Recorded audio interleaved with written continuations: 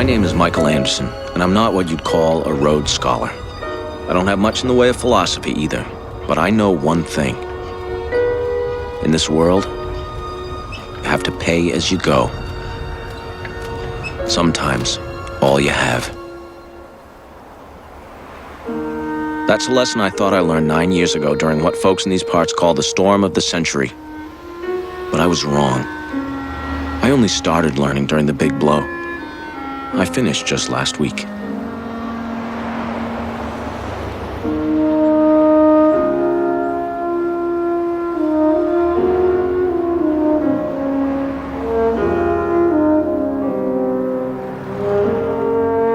I grew up in Maine. But in a way, I never really lived in Maine. I think anyone from my part of the world would say the same.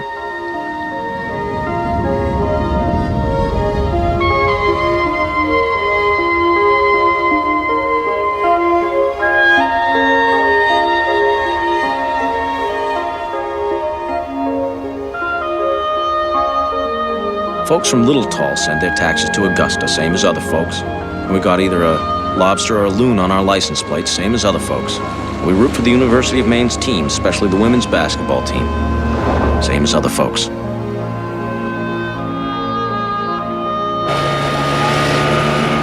Hey, Sonny, you forgot one. One for the pot. Good luck. Better double it, Sonny. That weatherman said it's coming on. Seen them come in every winter. They howl in, they howl out. July always comes. Still, they say this one's gonna be something special. But we ain't the same. Life out on the islands is different. We pull together when we have to. We'll get through her. Yeah, like always. Well, you mind the swell, you mind the boat. What would a Frenchman like you know? Dagger. And we can keep a secret when we have to. We kept our share back in 1989. And the people who live there keep them still. I know. I stay in touch.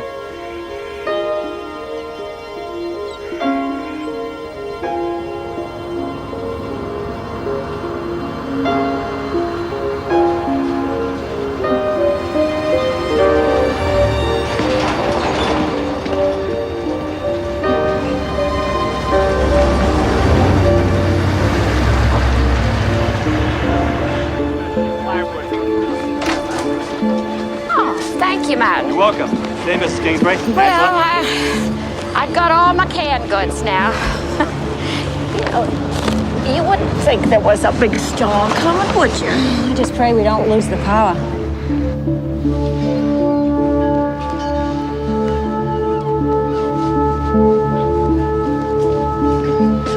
Radio says it's gonna snow a bit. Easy, Ferd. It's just a cap of snow. Trouble don't cross the reach. Ain't that why we live here? Yeah. Well, we get in trouble, we're in trouble.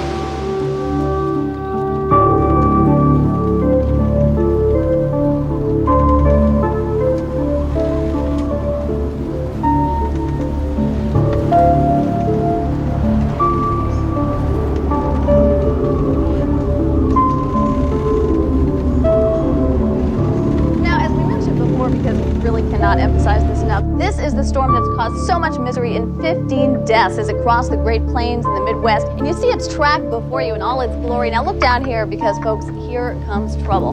This is a very atypical storm, almost a winter hurricane. It's the sort of knuckle duster that paralyzed most of the East Coast and buried Boston back in 1976.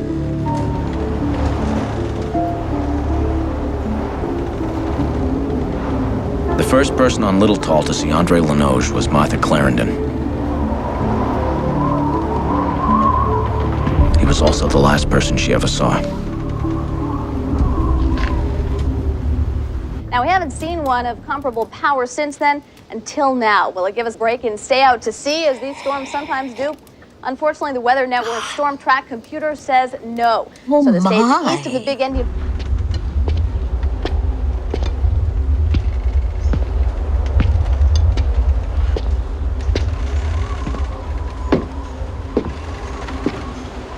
And now, northern New England, if none of this changes tonight, you are going to win the booby prize. Look at this. Now, if neither of these two systems veer, they're going to collide and merge over the state of Maine. That is bad news for our friends in Yankee Land. We're talking hurricane-force winds and phenomenal amounts of snow. To this, you can add region-wide blackouts. Now, no one wants to share dear. But folks in the New England area, 2 to 3 days, you're apt to be getting a whole winter's worth of snow. Now, we sometimes overuse the phrase storm of the century, but if these two storm tracks converge, as we now think they will, the phrase will be no exaggeration, believe me. Judd Parkin is in next to talk about storm preparations. No panic here, just practicalities. First, this. I'm expected to hit Bangor last night. It's not early. When they tell you the world's coming to an end, they want to sell you cereal. And they tell you not to panic. It's serious. Oh, hold on. I'm getting there as fast as I can. I broke my hip last summer, and I'm still as slow as cold molasses.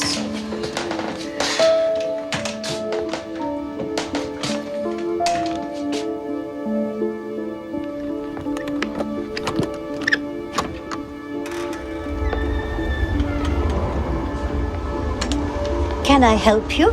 Born in lust, turned to dust. I beg your pardon? Born in sin, come on in. That's number one. Want to say to yourself, how are my batteries? Have I got enough to keep a portable radio going? Possibly a small TV. And if you have a generator, time to check your gasoline supplies, or your diesel, or your propane. It's before and not after. You wait until it's too late. It'll be too late.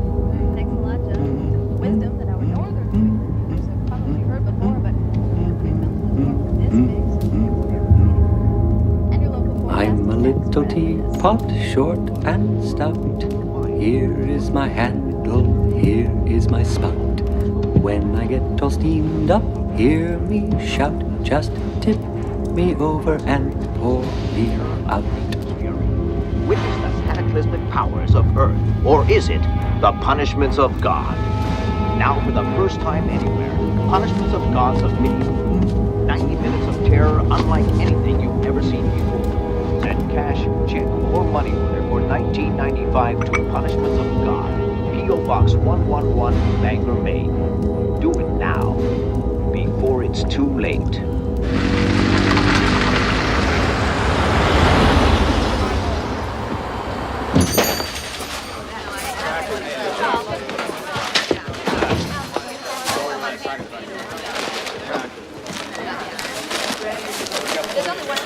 Been like this all day. There you go, John. At this time, the storm is built with the greatest concentrations of snow in the coastal and in the central areas. Don't forget the bean supper next Wednesday week, Michael.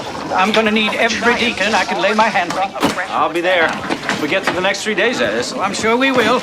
God takes care of his own. Michael, I thought for sure you'd still have pork chops. There you go. Ground chops, too, dear. Don't you have any plain old hamburger, Michael Anderson? Yep. Right here. Okay, folks, listen. It's a storm. That's all. We've gotten through plenty of these before, and we'll get through plenty after. So everyone, hey, calm down. Stop acting like mainlanders. No. Oh, be smart, Michael Anderson. No, Miss St. Pierre, I won't be smart. Yeah? Hold on just a second. Mike, hey, Mike, you got a call. It's your wife. She said she's got a little problem down at the daycare center. Uh-oh. She hot under the collar? How do I know where she's hot? She's your wife. Hatch, want to take over for me? Sure, Mike. Hey, can I borrow your whipping chair? Better go see about that, huh, Mike? Hey, Ma, what's up? I got a little problem here. Can you come? Well, I got a little problem of my own, hon. What's yours? Pippa got her head stuck. Pippa, can I have your bread if you're not gonna eat it? Pippa, honey, don't do that. Just hold still. Annie, keep her calm. Okay. Pippa, what about Pippa? Oh, please, quiet. The last thing in the world I want is Alton Hatcher coming down on me. Something about Pippa.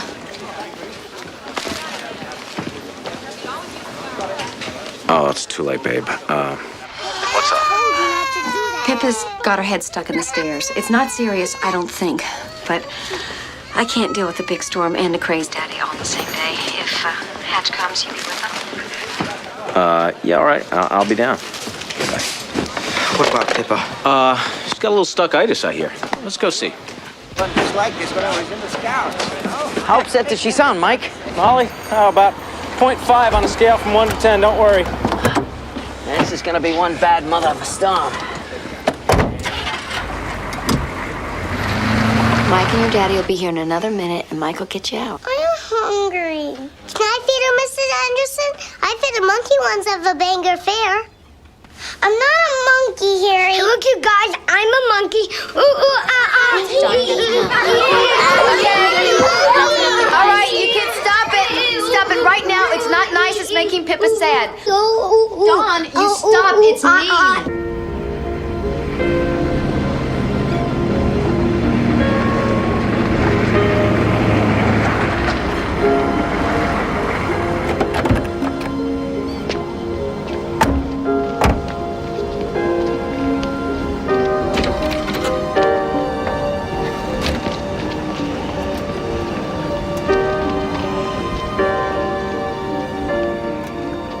You need to stop that right now.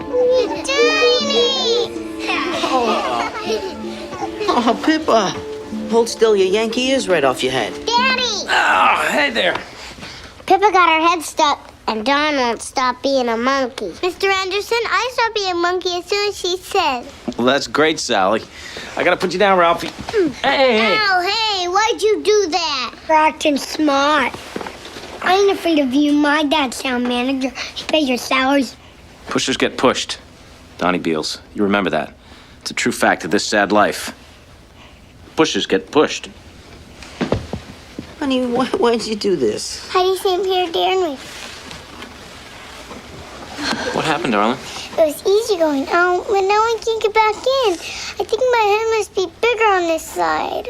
Well, it is. But you know what I'm gonna do? I'm gonna make it smaller. You know how? No. How? I'm gonna push your smaller button. Then your head will get smaller and it'll slide out just as easy as it slid in. You understand, Pippa? Okay. I'm gonna push your button now, okay? You ready? Close your eyes. Here we go. Beep. Zoop. Okay, your head's getting smaller. Now pull it out before it gets big. There you go. Thank you. Really. No problem. I'm sorry if I called you away at a bad time. I saw her head like that when I couldn't get it to come out on my own. I just freaked. I needed a break anyway. The smaller button, huh? Everyone's got one.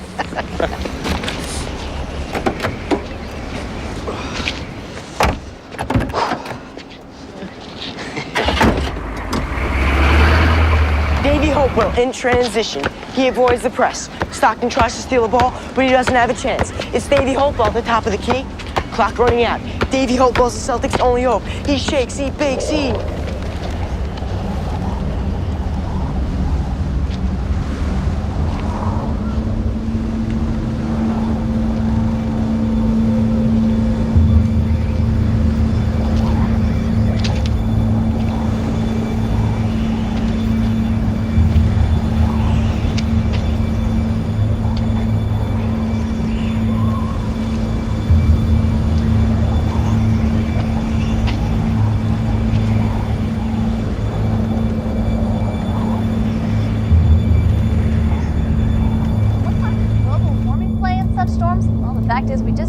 One thing we do know is that the jet stream has taken on a pattern which is very typical for this time of year, although the upper flow is even stronger than usual, helping to account for the terrific strength of this western storm. Back right after this. Folks, come on down to Belfast Hardware this weekend for our annual blowout spectacular. Lawnmowers up to 30% off, blower up to 40% off, and name brand power tools have been reduced as much as 50%. Folks, we at Belfast Hardware are prepared to meet, not match, but beat any legitimate vendor. Mrs. Clarendon? Are you okay?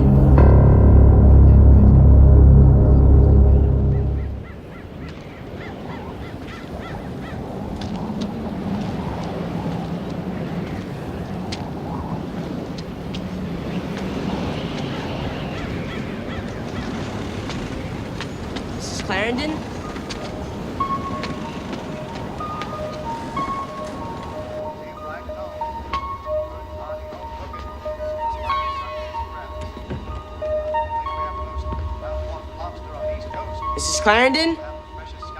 It's Davy. Davy Hopewell? Are you all right?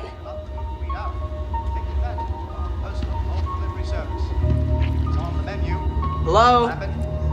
Anybody here? To your door in under 1 hour. Don't forget, our New England clam bake special for up to 50 people. We bring the party to you. It's a banquet, and it's delicious. And Thurston's Lobster Pound. We buy direct from local fishermen, which guarantees freshness and flavor. Remember that name, folks. Thurston's Lobster Pound. Come on down and join our party. Forget the NBA, Davy. You'll never even play first string in high school. You're slow. You're a dwarf. Why don't you come on in here, Davy? I'll do you a favor. Save you a lot of grief. Help! Help! Help! Somebody kill Mrs. Clarendon! Help! Somebody help! Mrs. Clarendon's dead! Help!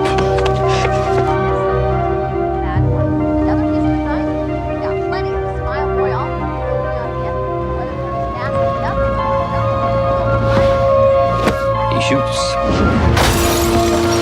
He scores.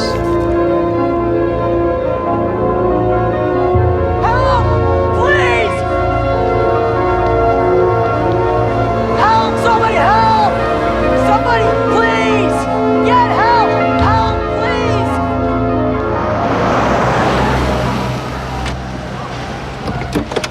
please! David Hopewell. What are you doing? Running down the middle of the road, making a spectacle of yourself. Someone killed Mrs. Clarendon. That's nonsense. What are you talking about? There's blood everywhere, and one of her eyes is out. Baby, just calm down. It's on her cheek. Mrs. Kingsbury, you look after him. Give him a hot tea, or better yet, give him some whiskey if you have any. Are you going to tell Mike Anderson? Well, not until I've had a look myself. First, there's more than one thing that a town manager can do, you know. You want help, Robbie Beals? No, that won't be necessary, George. I'll be fine. Careful, Mr. Beals. I think the guy's still in the house.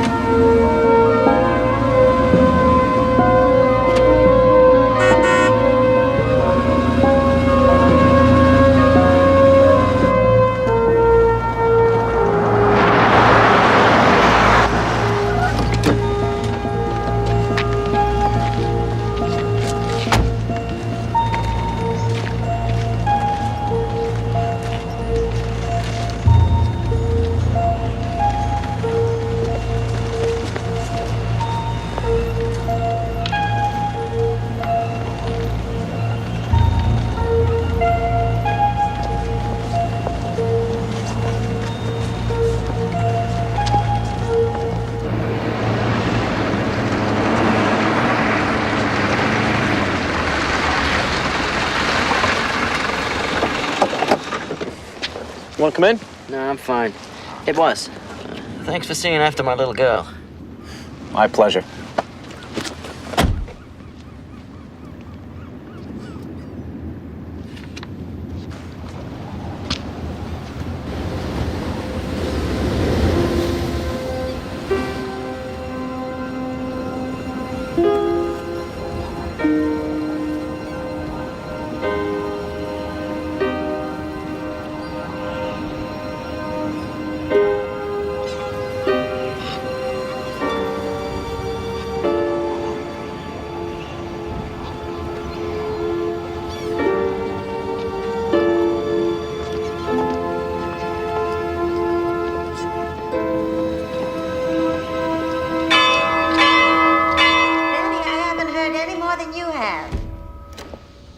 Not the memorial bell, not with the winds we're having. It'll be the siren comes to that. 2 shorts and 1 long, that's right. Mike Anderson, of course. Those are the decisions we pay him to make, aren't they, dear? All right, yeah, I'll say hello to Peter for you. Thanks for calling, Betty. Tough day, huh? Betty Soames seems to think we have access to some secret forecast. Some kind of Gene Dixon psychic weather forecast? I guess, yeah. Has most people in town seen this stuff? If they're not blind, they've seen it. You need to relax, Mike Anderson. How's little Pippa Hatcher? Whoa. That was fast. No secrets on the island. She's fine. She got her head stuck in the stairs. Dad's outside in the car right now. He's doing his homework for the big blow of '89. Ain't that just like Alton and Melinda Hatch's daughter? Perfect. People know this one's bad, Mike. If they hear the siren, they'll come. You needn't worry about that. Now, you came to look at the emergency shelter setup, didn't you? Thought it might not be a bad idea. We can handle 300 for 3 days, 150 for a week. If what I'm hearing on the radio's right, we may have to. When life hands you a bag of lemons, we can help you make lemonade. Stick it to them before they can stick it to you. Anybody here? If you've been injured in an accident, you may have thousands, even tens of thousands of dollars waiting for you. So don't wait. Call now. Pick up the phone and dial 1-800-1-STICKER. That's 1-800-1-STICKER. Get what's coming to you. My God. Haven't you been through it?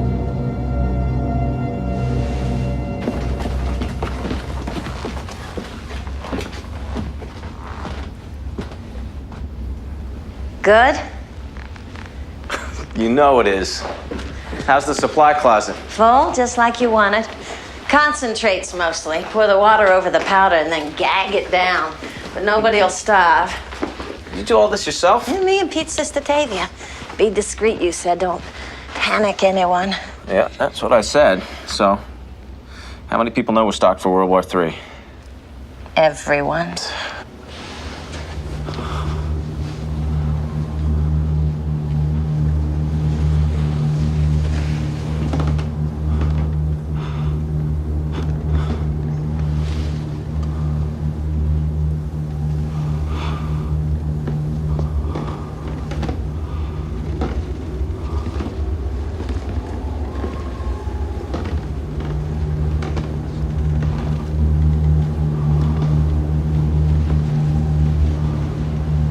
Who are you?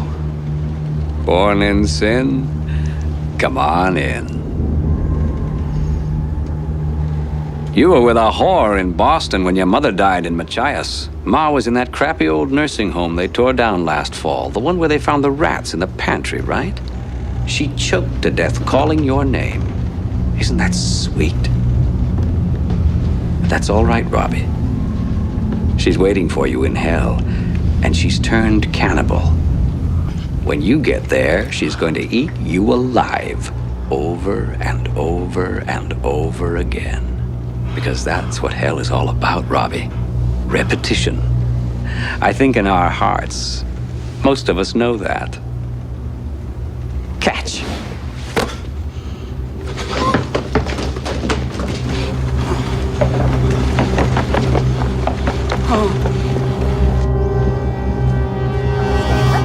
Apt to be most severely affected by the oncoming storm. The forecast calls for destruction tonight, death tomorrow, and Armageddon by the weekend. This could be the end of life as we know it.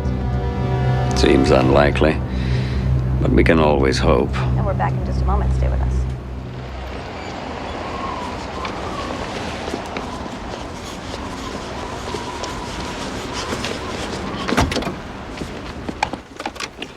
This is Robbie Beals for Constable Anderson. Come back.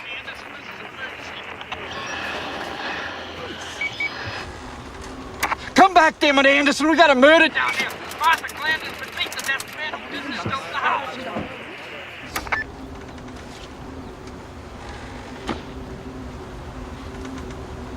Come back, Anderson. Can you hear me?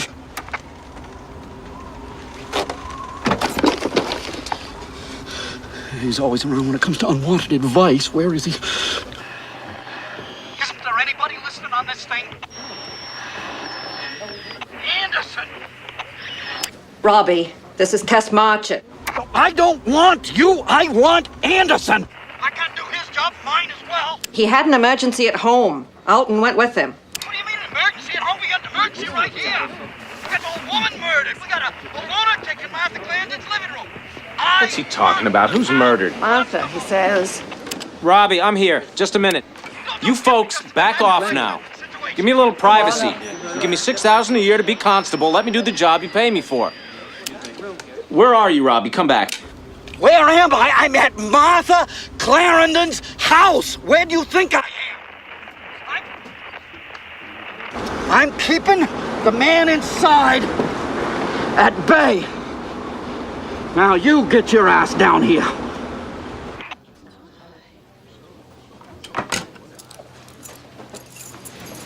Let's take another ride, all right?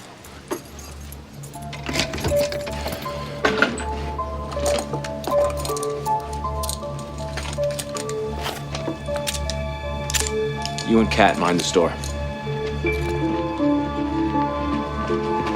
All right, folks, just stay here and finish your shopping, all right? There's nothing you can do down on Atlantic Avenue. Snow's early. Look at there, the mainland. Can't see over there no more. It's time to get in while you can. Can't even see the reach no more. Time to head down to the town hall. Whether you've heard the siren or not.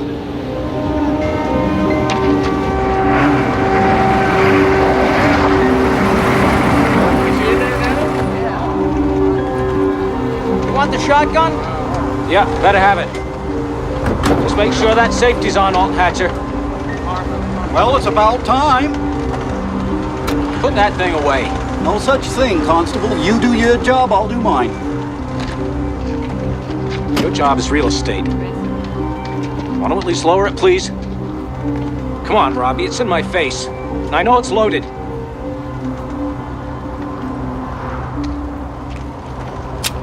All right, now what happened?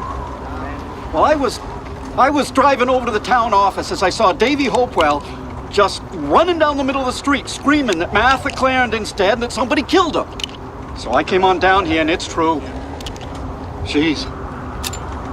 Awful. The one that did it still inside? He spoke to me. What'd he say? He told me to get out. He said, you get out or I'll kill you too. I don't know. This isn't the time for an interrogation. What do you look like? I barely got a look at him. All right, Hatch. You stay on my left, keep the barrel of that scattergun pointed toward the ground. Leave that safety on till I tell you to take it off. And you stay exactly where you are, please. You're the constable. I'd be careful if I was you. You know, even if there is a guy, he's probably gone out back by now, don't you think? She ain't got but a 5-foot garden fence.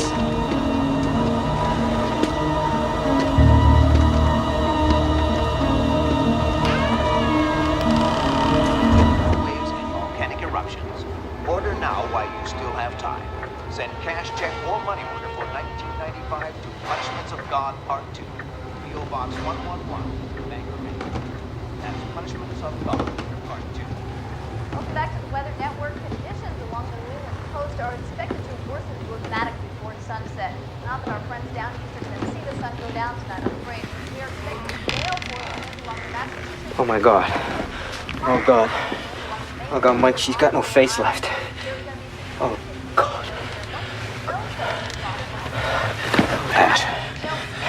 Are you gonna be all right? Hatch. Because if you're not, I want you to hand me that 12 gauge and go back out to Robbie. I'm okay. You want to stay tuned for updates. Sure. Oh, yeah?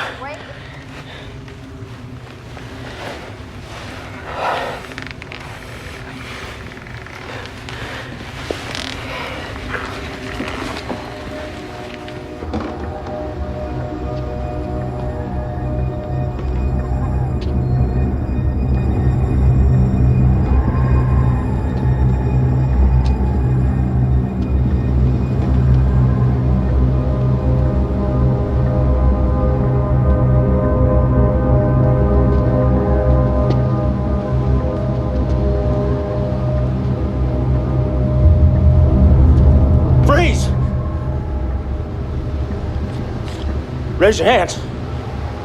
Up over the chair. I want to see them clear as day. You got 2 guns pointed at you. One of them's a scatter.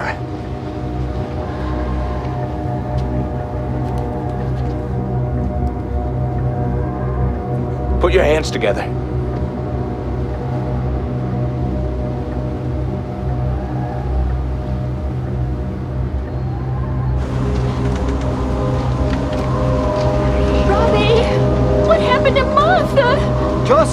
back. This is under control.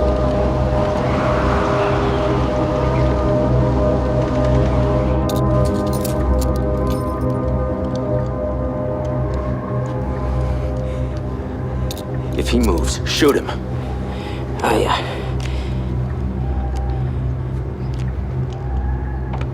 If he shoots, he'll get us both. That thing's still loaded with buckshot. Also, he's still got the safety on.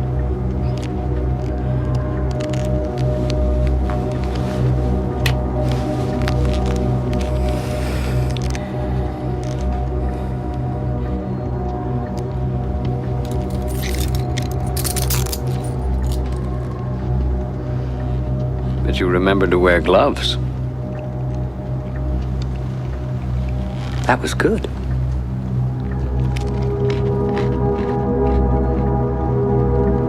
On your feet.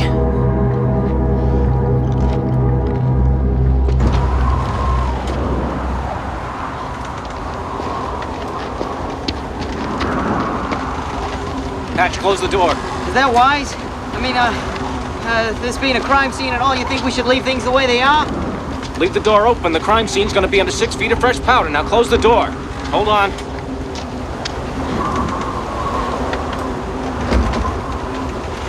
What's your name? Andre Linoge.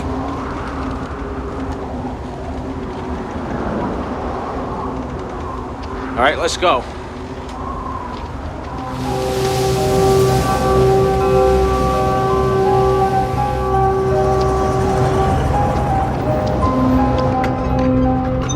Pip, you sure you're all right? Yeah, Don Beals hurt my feelings, but they're better now. I'm sorry I had to call you early, guys. Oh, it's okay. The radio says they're gonna keep the bigger kids over in Machias, at least tonight. The reach is too choppy to send them back by water bus. Mommy, I'm cold. Oh, of course, yeah. You warm up in the car. Are there more? No. Buster and Pip were the last. Pippa! You had quite an adventure today, didn't you? Yeah. Good to see you, Melinda. Take care. You too. Bye. And thank you for being such a good helper today, Buster. Okay. Okay, we'll see you Monday, if the roads are open. Wave bye-bye, Buster. You drive safely, Angie. Bye-bye. Bye. Bye. Hello? There you are. I've been trying to reach you for almost 10 minutes. Well, I've mostly been out on the porch handing kids over to their parents. I sent them home early. What's up, Katrina? Well, I don't want you to be scared or anything, but we got word that there's been a murder on the island. Old Martha Clarendon. Mike and Hatch just went over there. Wait, are you sure? Well, I'm not really sure about anything right now. You know, this place has been a madhouse all day. They just went over there, and Mike wanted me to call you just to let you know that everything's under control. Is it? Yeah, probably. Anyway, he wanted me to call you before anyone else did. So if you see Melinda Hatcher... She just left here with Angie Carver. They're carpooling. You can reach them at home in 15 minutes or so, but you better make that 20. Look, there's no chance this is, I don't know, some kind of a joke or a prank? No. Robbie Beals called it in, and he doesn't exactly do humor, you know? Yeah, I know. He said that the person who did this might still be there. And I don't know if Mike would want me to tell you that, but I thought you had the right to know. Molly? I'm coming down to the store. If Mike gets there before I do, you tell him to stay put. I don't think that he'd want Thanks, you to... Kat. Hey, Ralphie, honey. Let's go down to the market and see your daddy, huh? What do you say? Daddy, yay! Yay! Come, let's get you dressed. What, are you gonna put him in there? Not unless you want to get in the back seat with him and babysit. Get in there, mister. Put that down. Remember what I said, Robbie? Hell is repetition. He talks a lot of nonsense.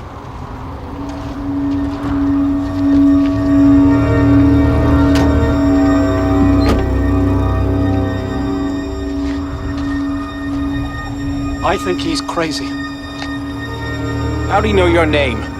You tell him? I don't know, but I do know that no sane person would want to hurt Martha Clarendon. All right, I'll come over to the store with you and help you clear this up. We're gonna have to get in touch with the state police. Robbie, I know this goes against your grain, but you're gonna have to let me handle this. I am the town manager here, in case you forgot. I've got responsibility. Yeah, so do I. And they're clearly divided in the town charter. Right now, Ursula needs you a lot more over at the town hall than I need you at the constables. Come on, Hatch. Listen here, you're getting a little big for your britches.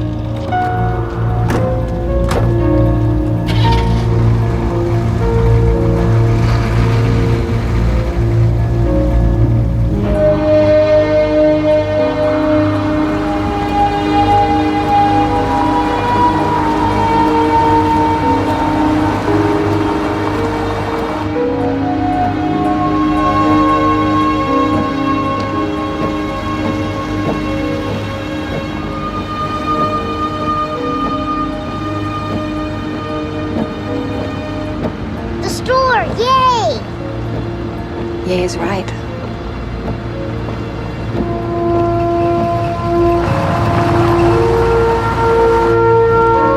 Mommy, are you feeling all right? I'm fine, honey.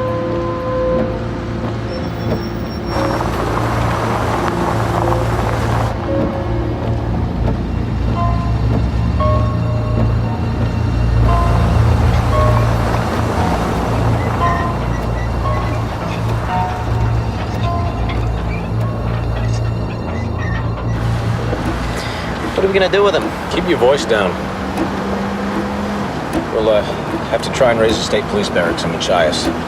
Robbie was right about that much. But what are the chances they'll take him off our hands in this?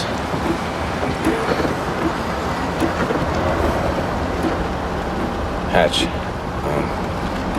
when we were in the hall, I heard the TV on. Did you? Yeah, at first, yeah, the weather. Then the guy must have... It was busted. Busted all the hell and gone. He didn't do it while we were in the hallway either. You bust a TV picture tube, it makes a sound like poof. You know, we would have heard it. Must have been the radio.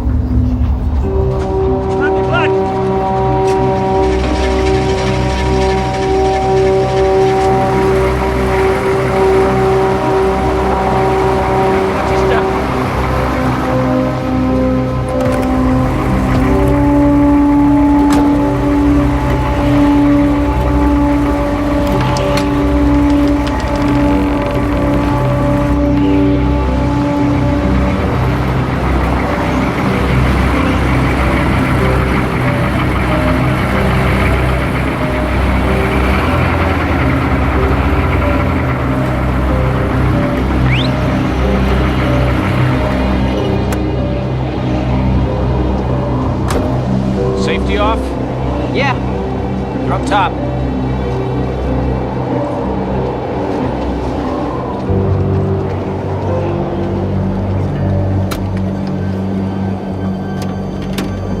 Step out.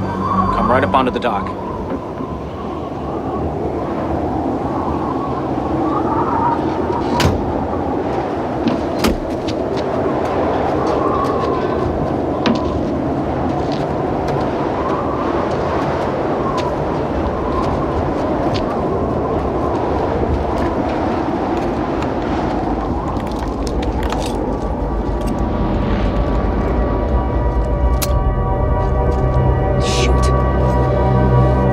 Off. Must be the cold.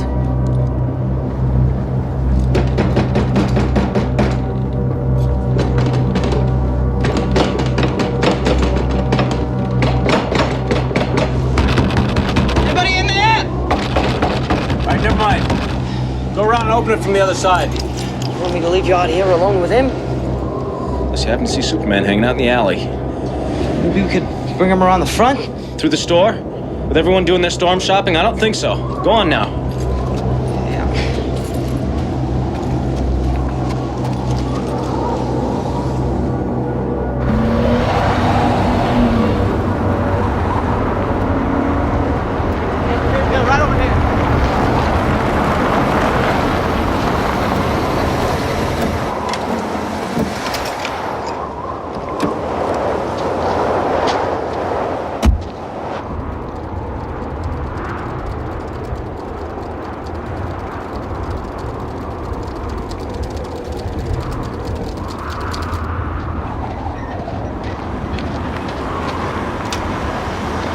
What happened, Beals? Is Martha really dead? She's dead, all right.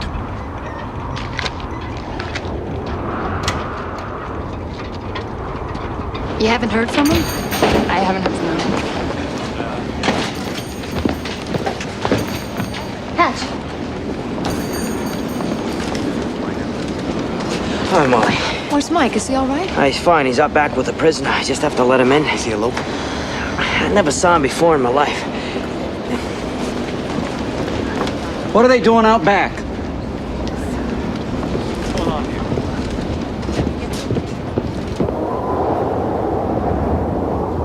Give me what I want and I'll go away. What is it you want?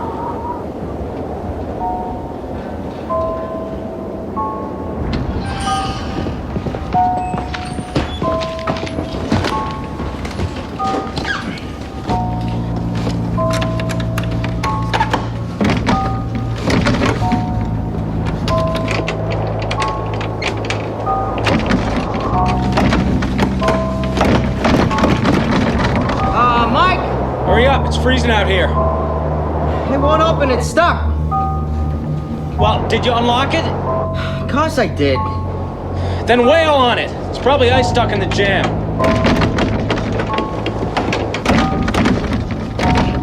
Yeah, let me.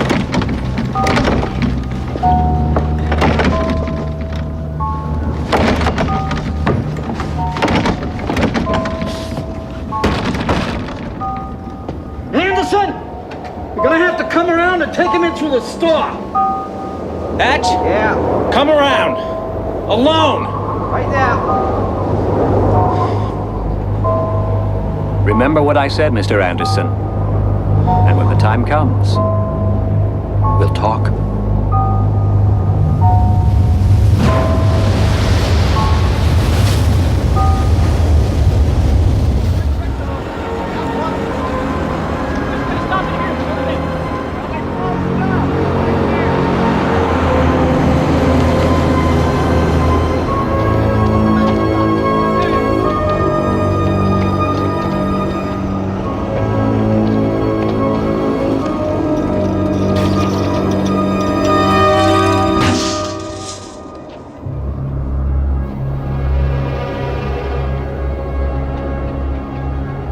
Go on.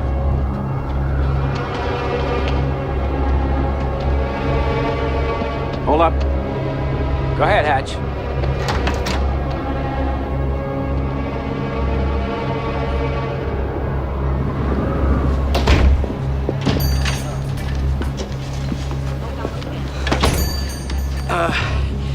Mike wants you folks to move back on both sides. No one in aisle 2. We've got us a bad guy and we can't bring him in through the back door like we'd like to, so go ahead, move back and give us some room. Why'd he kill her? How could you just move back, Pete? Mike's been standing out there in the snow and his feet are pretty cold by now.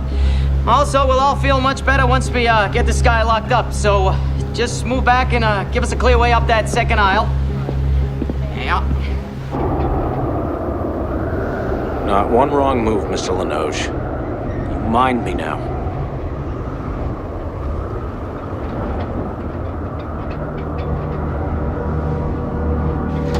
Mike?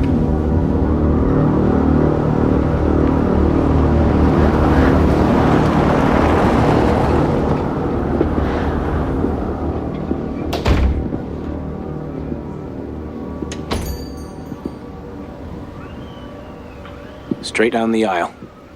Nowhere else. Come on, let's go.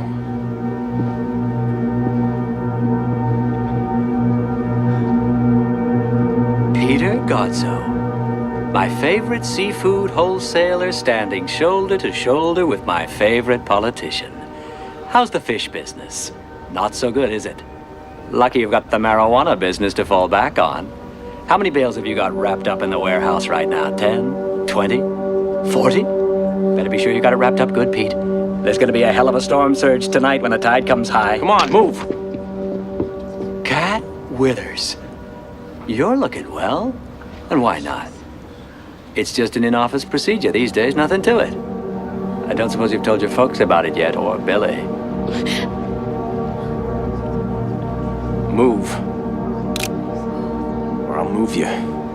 My advice would be go ahead. What's a little scrape between friends these days? Ralphie? Put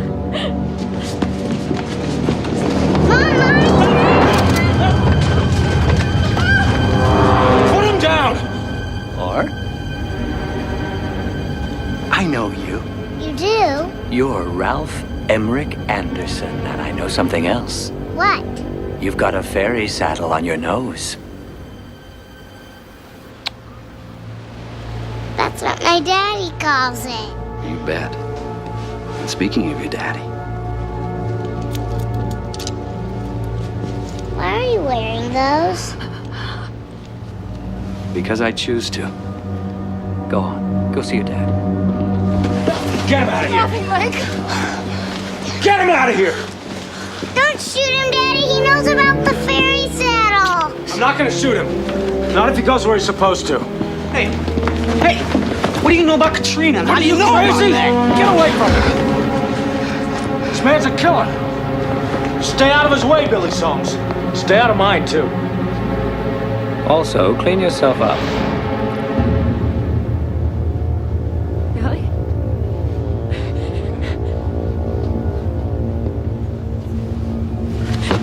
Leave me alone. Before he gets too self-righteous, Katrina, ask him how well he knows Jenna Freeman. What do you know about my sister? That horses aren't all she enjoys riding when the weather's hot. Right, Billy? Keep away from this man, all of you. I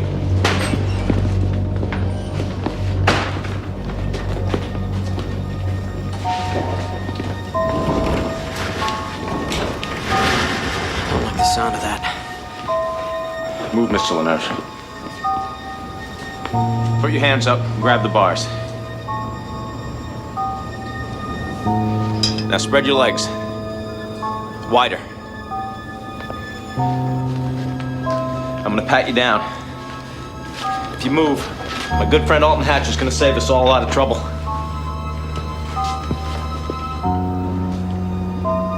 Don't even twitch, Mr. Linoge. You put your filthy hands on my son. So don't you so much as twitch.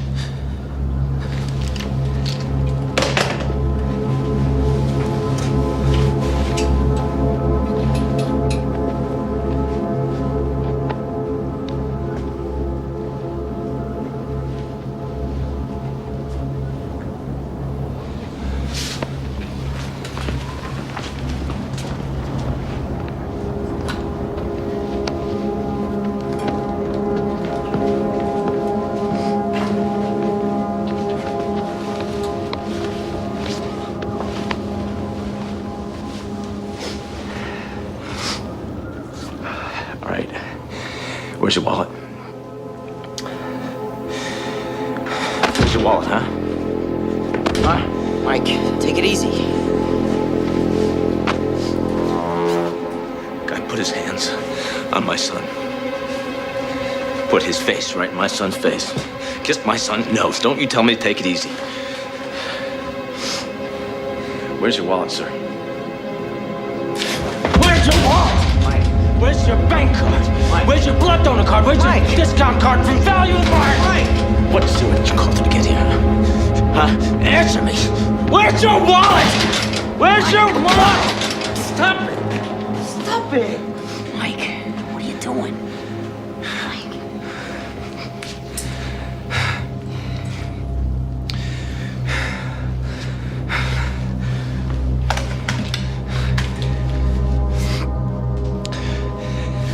Take your boots off. I'll have to let go of the bars to do that. They lace up.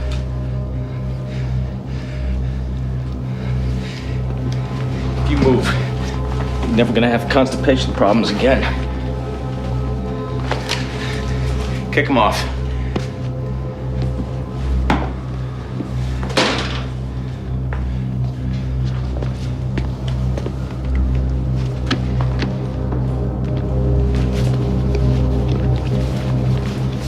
Nothing.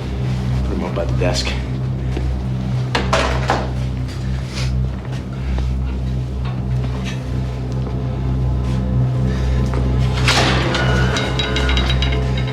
Step into the cell, Mr. Linoge. You move slowly. Keep your hands where I can see them.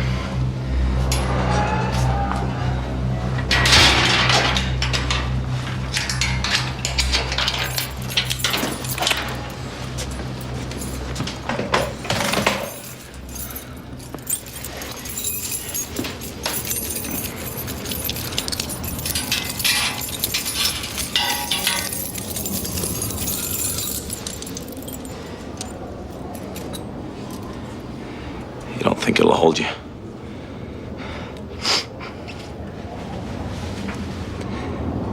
It'll hold you.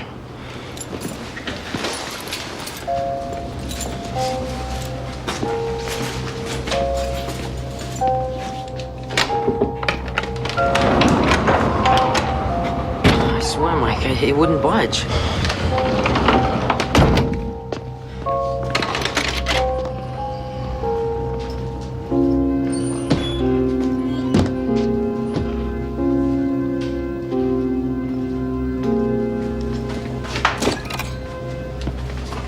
Don't touch that!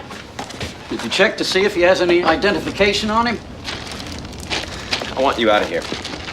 I want to tell you something, Anderson. Your sense of humor is entirely not I don't funny. have the time or patience for this. Now you get out or I'll throw you out. Come town meeting, we're maybe going to have a change in law enforcement on Little Tall. Well, town meeting's in March. This is February. Now get the hell out!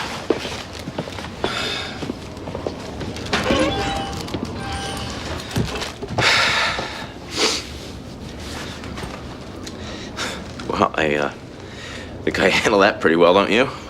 Like a diplomat.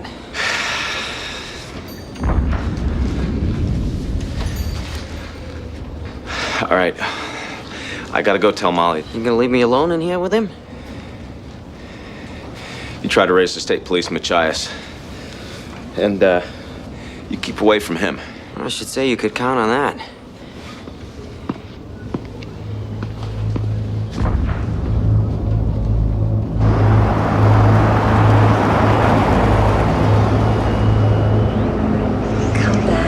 Are you there? Do you read me, Machias? We've lost contact with the mainland.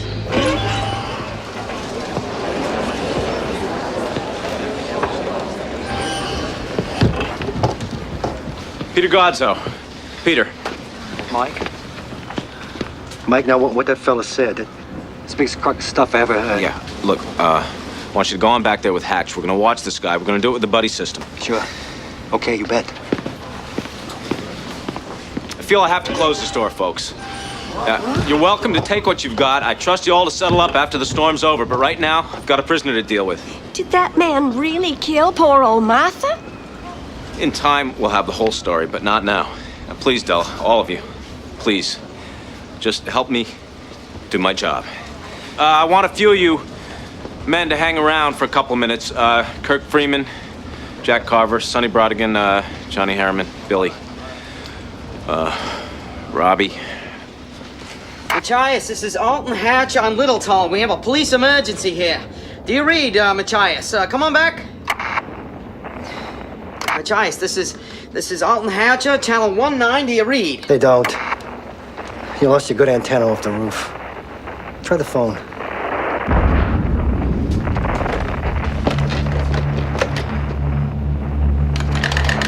We better take the truck. We won't get 300 yards in the car. Never seen it come down so hard and fast. Hey, Billy, would you give Molly a hand with the car seat? Sure. I'll take the Island Services truck and get somebody to give me a lift when I get things squared away. Now, gotta go back to Martha's. Just long enough to get it secure. Be careful. No? It was a long shot. You don't really have a load of Panama Red out there behind your lobster traps, do you, Pete? Mommy, the island won't blow away, will it? No. No, honey, of course not.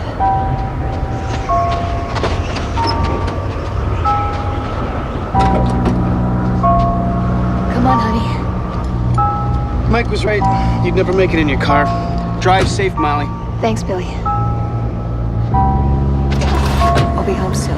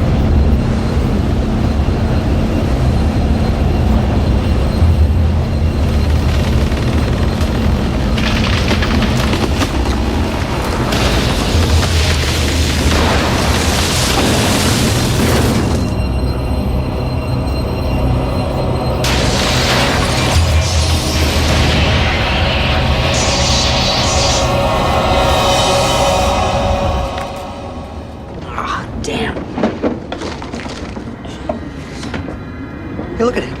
What? What?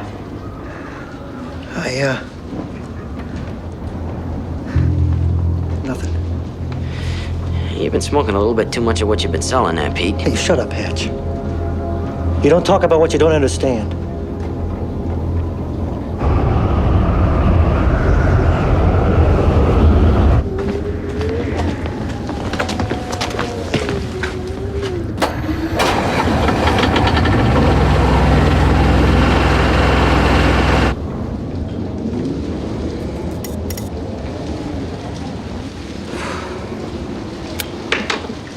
Hey, Pete, how's that a line there? Yeah. Way out.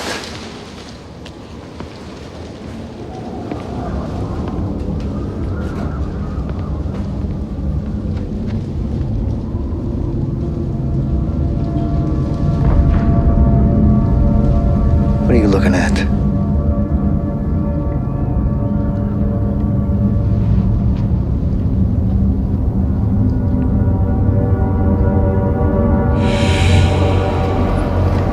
Gonna be all right? I can give you a lift home. It's the wrong direction. I'm only 6 houses down, as you well know. Don't baby me. Hey, come on, let's get the other one.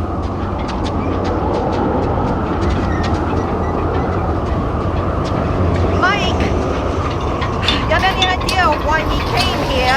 Why he'd want to kill Martha? Nope. Why don't you go on home, Tess? I'll lock up.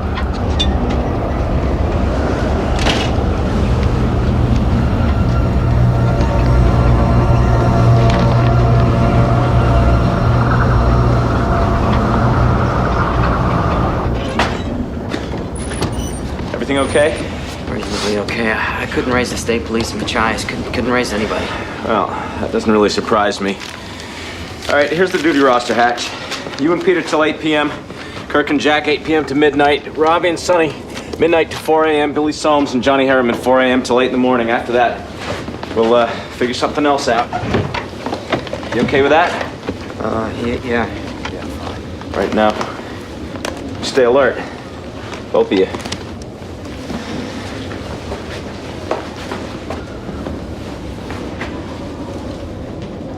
Later on, we're gonna have that talk you wanted, sir. Hey, Mike, what do we do with him if Ursula and Robbie blow the town whistle and bring everybody in? Can't very well put him in the corner of the town hall basement with a blanket and a cup of chowder. I don't know. Stay here with him, I guess. What, blow away if he blows away? You want to go home, Pete? No.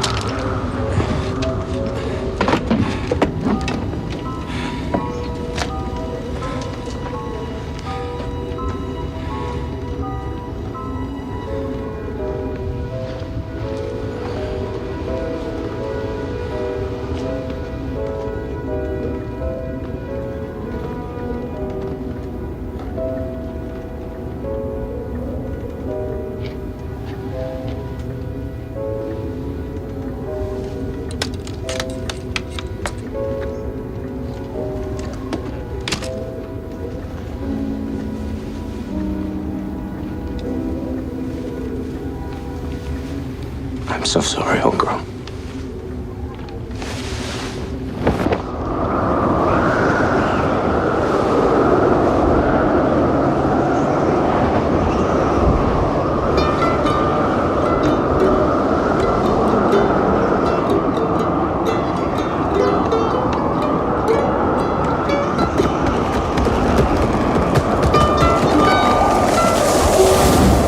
What was that? Tree. Robichaux's backyard from the sound. Hope it didn't hit their porch. Jack, do you have to go back to the store today? Oh, yeah? Daddy's gonna guard the bad guy. Make sure he doesn't get away in a plane. That's right, big guy. It's a bad situation, hon. Everybody's got to do their part. Besides, I'll be with Kirk. It's the buddy system. If you hear the whistle, you just take Buster and go. I'll go before then if you get nervous. Just bundle up, take the snowmobile. Are you sure? Oh, yeah. Fact is, the earlier you go, the better choice of beds you and Buster are apt to have. People are headed that ways already. They've seen the lights. Now, you be here or there when my watch is over. It don't matter. I'll find you.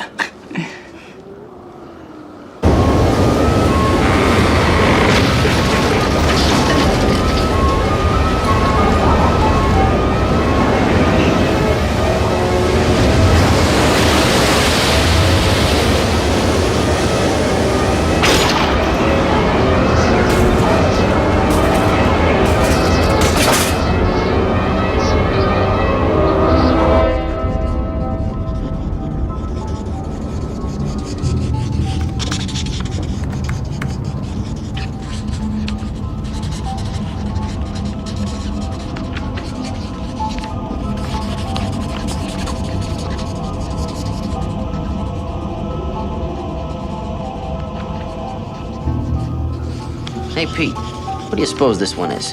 Yodeler's Perch. 3 letters.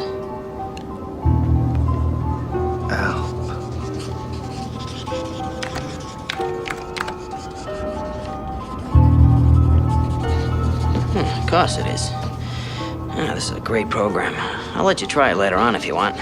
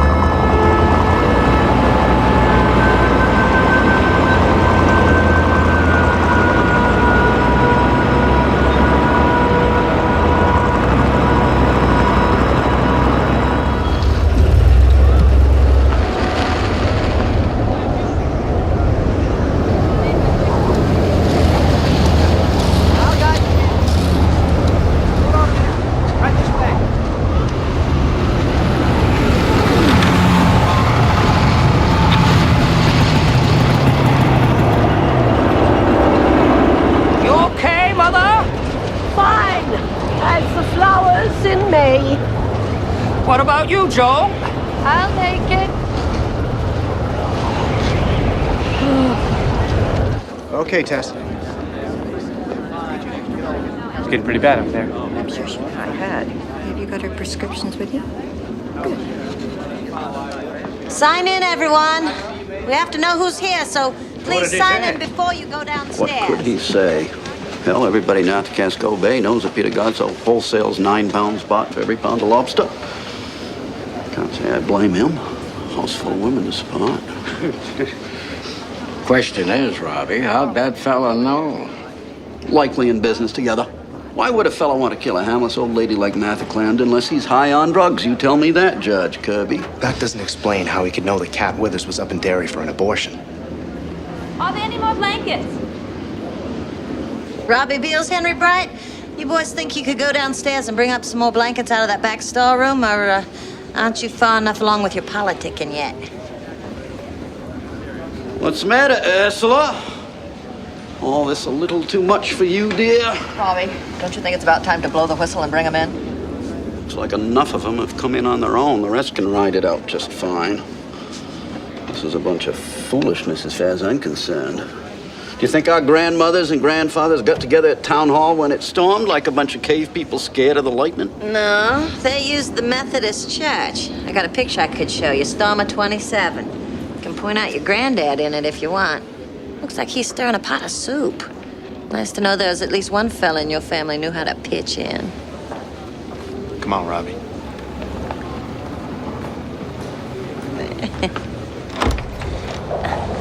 Sign in before you go downstairs, folks. Room enough for everybody, but we need to know who we have.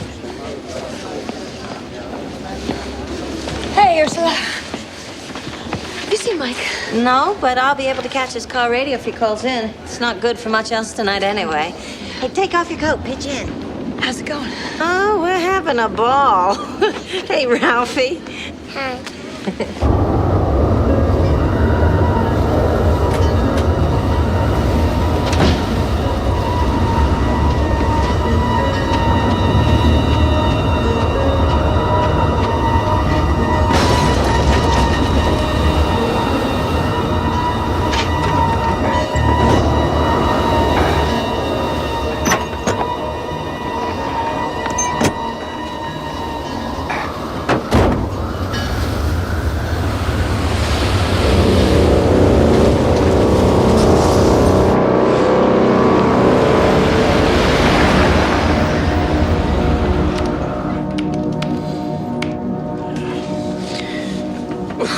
Gotta use the can. Yeah, want a cold drink or a coffee there, Pete? Peter? That's to Peter. What?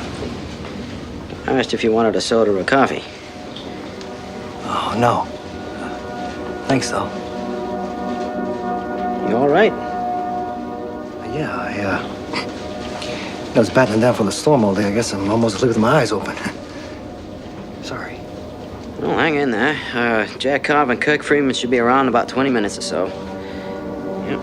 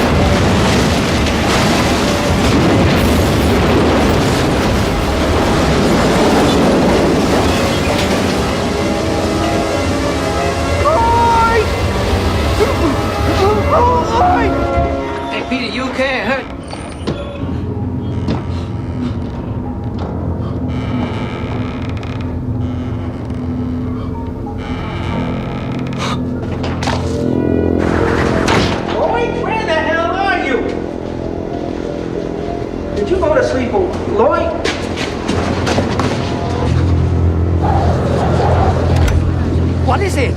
It's God's sauce. Robbie, it's God's sauce. It's gone. What do you mean it's gone? The whole thing. It's gone. What happened? I don't know.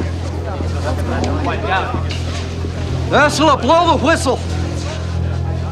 Sweet Jesus.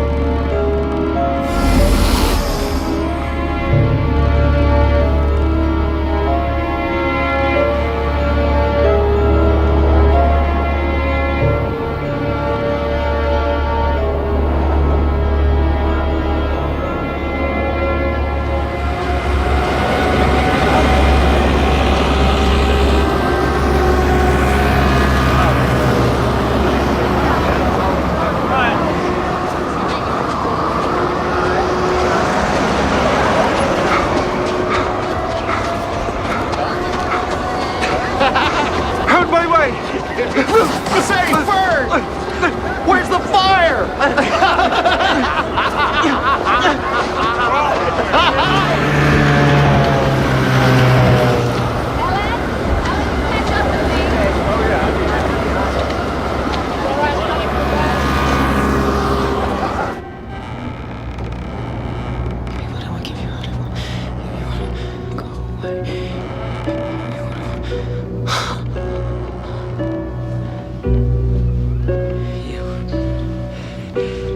What are you looking at? Did you make him do that somehow? Did you make him write that note? Hang himself? Did you?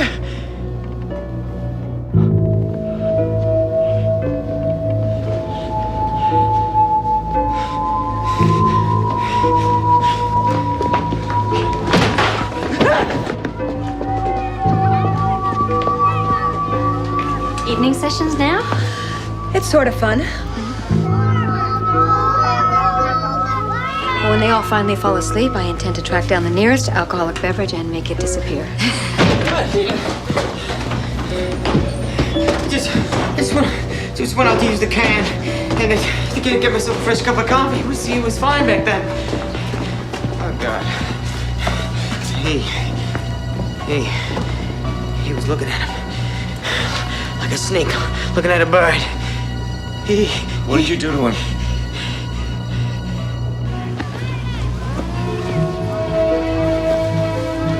Night, champ.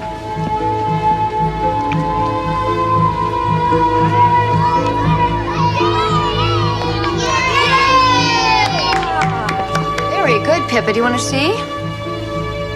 Hey, look, you guys! Hooray! I want to be next. Is it your turn, Donnie? All right.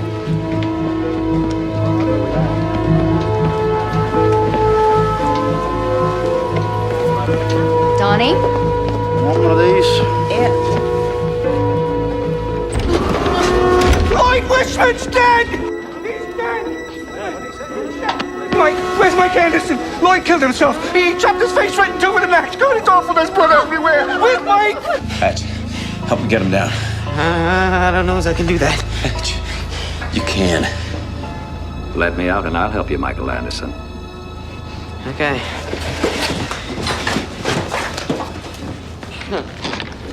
God, it's awful. Robbie, Lloyd, he knocked his own brains right out, and he wrote something on the side of the pump. Get a hold of yourself, Fred. Get a damn grip. Why would Lloyd cut his head in two, Robbie? He was going to get married come spring.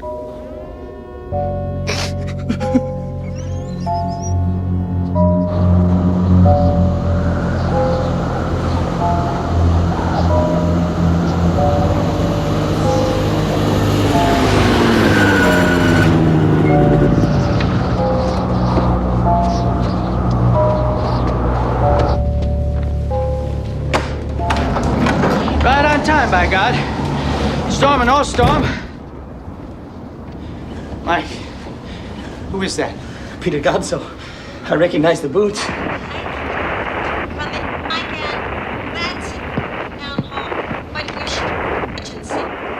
Ursula, say again. Say again, please, and go slow.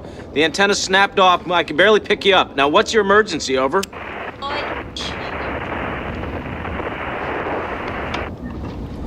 All right, Hatch. Go out and see if you can raise her on the Island Services CB. Find out what her problem is, then come right back. Right. Hey, you sure you're gonna be okay? Locked up, isn't he? Mike, do you have any idea what's going on here?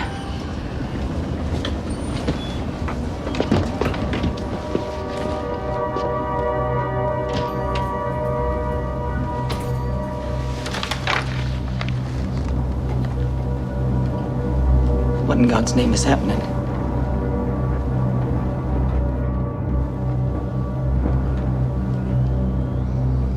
I'll be damned if I know.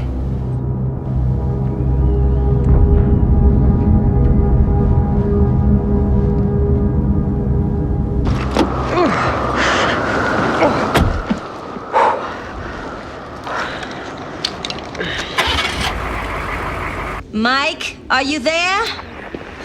Can't you get him? Wind's knocked the damned antennas over. This is Hatch. Do you read me? Come back. I'm here. I read you. Are you getting me, Alton Hatcher?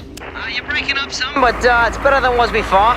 What's the problem? Fred Andrews says Lloyd Wishman has killed himself over at the firehouse. Well, it doesn't sound like any suicide I ever heard of. Fred says Lloyd cut his own head open with an axe. And now Robbie Beals and Henry Bright have gone over there to investigate, Robbie says. Oh, God, what? And you let them go there? Come back. There was no way to stop Robbie. He practically shanghaied my husband, and there could be somebody down there. Where's Mike? I want to talk to Mike.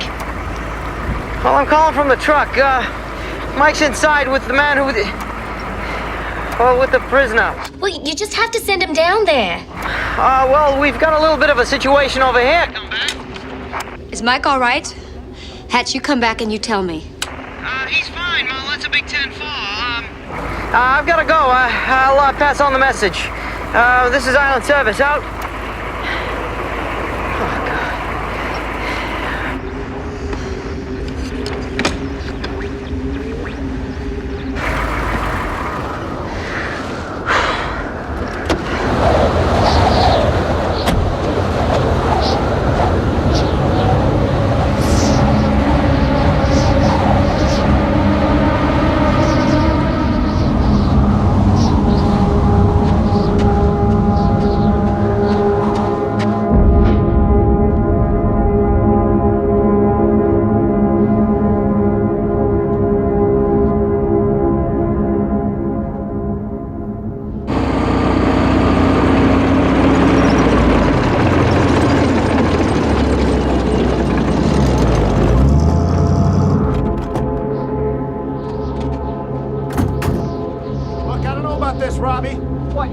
Anderson on a night like this, somebody's got to take charge, and we happen to be the ones on the scene now. Come on.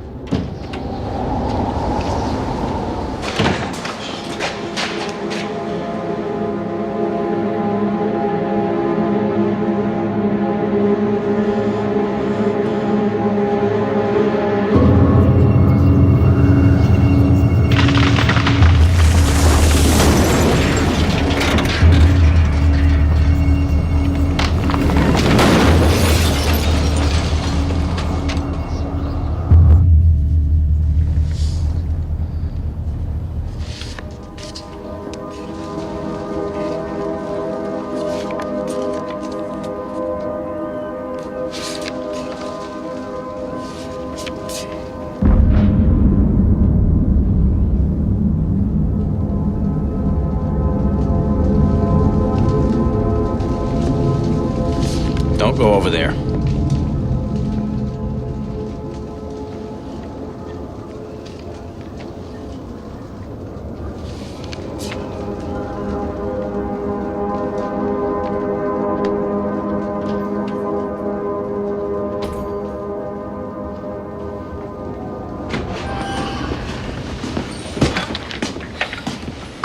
Ursula said Lloyd Wishman's dead over at the firehouse. Dead? What about Ferd? Fred's the one who found him. Said it was suicide. I think Ursula is afraid it might be murder. Mike, Robbie Beals took Henry Bright over there to investigate, I guess. Road's still passable, what do you think? On a four-wheel drive, yeah. Probably till midnight after that. All right, take Kirk, go on over to the fire station. Keep your eyes open, be careful. Find Robbie and Henry. Lock the place up and bring them back here. Yeah. We can keep an eye on our new pal while you do that, can't we, Jack? I don't know if that's such a good idea. Yeah, well, maybe not, but right now it's the only idea. Sorry, but that's the way it is. Okay.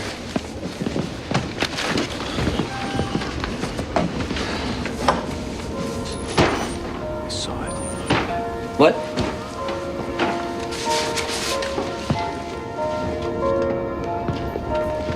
I thought you said to stay away. If he grabs me, why don't you shoot him? There's a gun right there on the desk.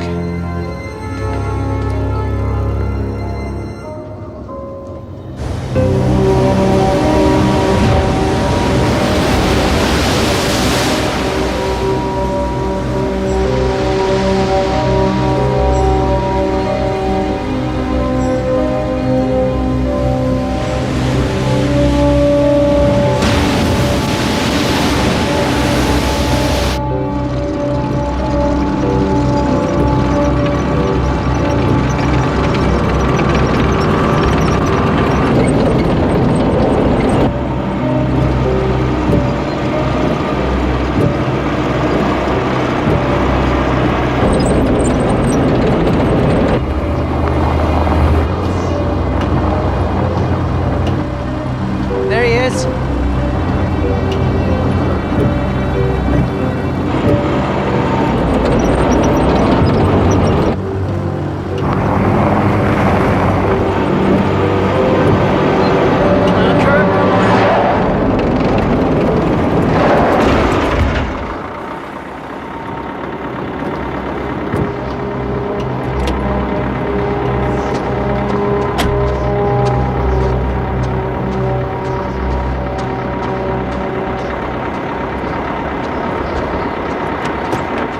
Get out of the way, Hatcher! If you want to talk, follow us back to town hall. Mike sent me. He wants you down at the constable's. Henry, you too. No, we've got wives and children waiting for us at town hall. If Michael Anderson wants either of us to take a watch later, fine. But right now... Wishman's dead. And there's something written on the side of one of the fire trucks. If it's a suicide note, it's the weirdest one I ever heard of. Come on, let's get going. There's no place for discussion. I agree! Let's have our discussion at the town hall, where we don't have to scream our heads off! Peter Godsoe's dead. Peter Godsoe? Yeah, hung himself. He also left a weird suicide note. Mike told me to come and get you, Robbie Beals, and that's what I've come to do. Now you come on back and follow us to the stop. I don't want to hear any more sass about it. Peter Godsoe, my God in heaven, why? I don't know, but Ursula doesn't know anything about it. We haven't been able to get through. Now I can't make you pitch in and help if you don't want to. But I can make sure when this is over that people know that you were asked and you said no. I'll go, Hatch. Thanks, Henry. All right! Let's go if we're going! Did you lock up? Of course I did! What do you think I am, a damn fool?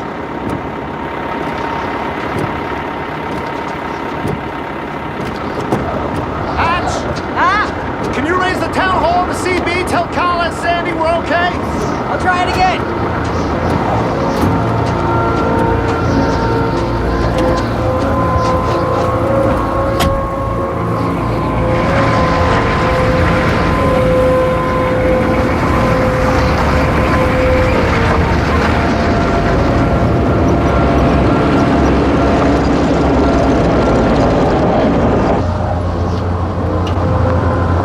Ursula?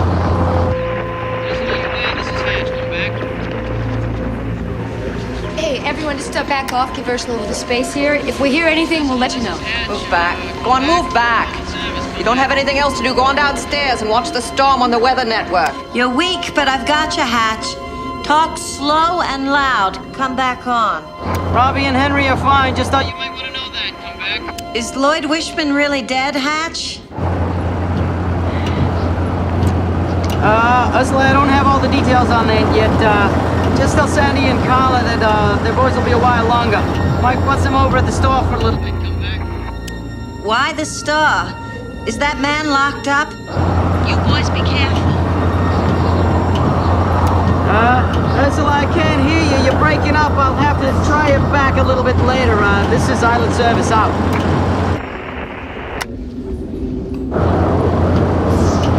Hell, I don't know what to tell her. Let Mike tell her. That's his job. That's what they pay him for. Where's your cane? You had a cane. I know you do. Where is it? Sir, how did you get to Little Tall Island?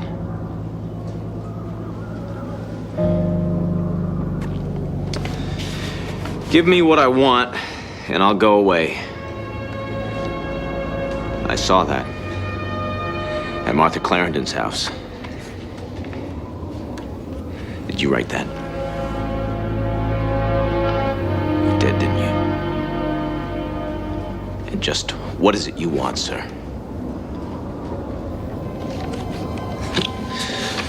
Andre Linoge. I take it you're French. Got a lot of people of French descent on the island. What happened with Peter Godzo? You have something to do with that? And how did you happen to know he was running pot out of his warehouse, always assuming he was?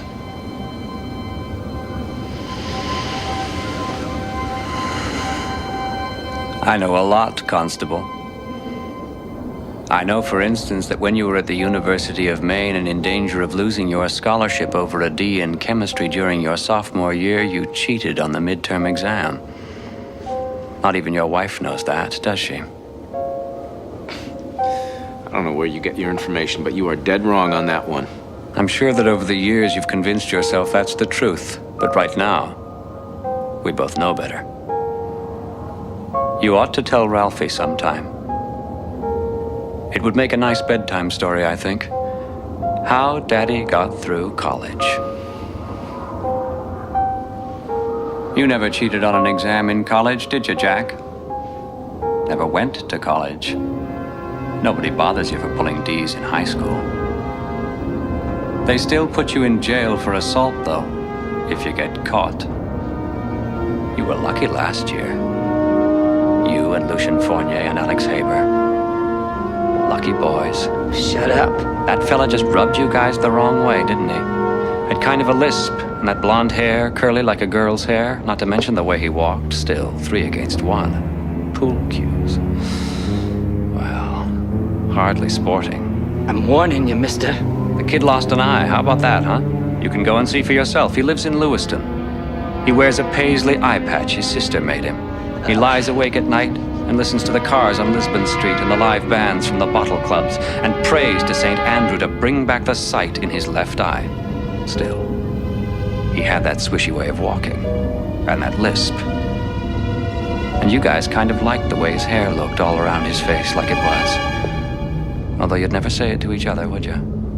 Kind of turned you on. All right, that's enough. Kind of made you wonder what it might feel like to run your hands through it. You shut up, mister. I'll shut you up, I swear. Jack, take it easy. Take it easy. There's another bedtime story for a stormy night. I can see you in bed with your arm around your little boy saying, Buster, Daddy wants to tell you how he put the nasty queer man's eye out with the end of a that's enough.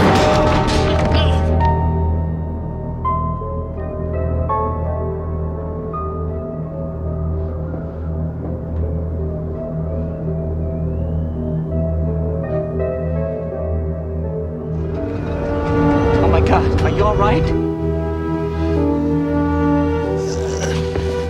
I'm sorry, I didn't mean... Are you all right? Keep a safe distance from him. Didn't I tell you that? Where's... Get off, Jack. Is it bad?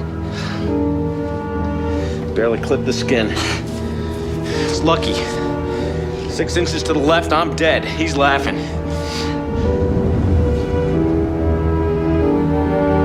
Here.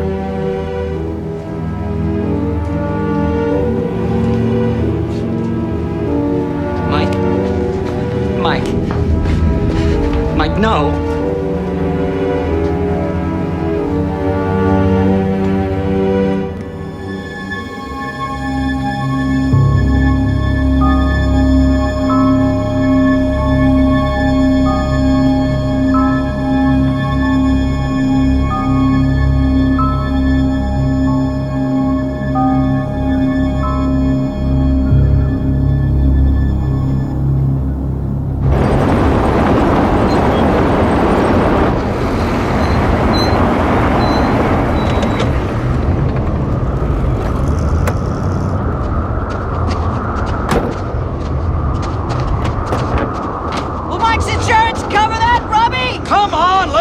outside!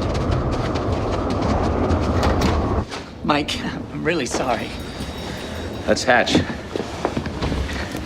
Mike, about what that guy said. It's all right. We dragged them over, Mike. All right, what's going on here? Robbie, I wish I knew.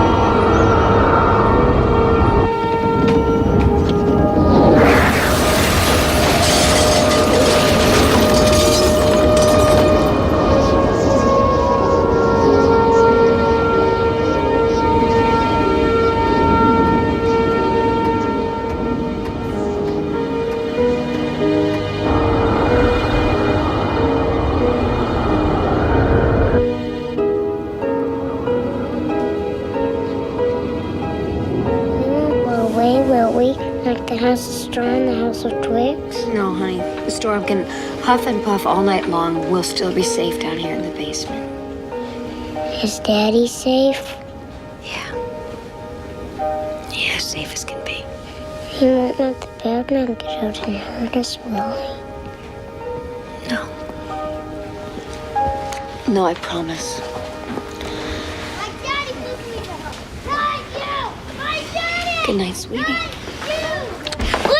Leave me alone! Stop it! Leave me alone! Honey.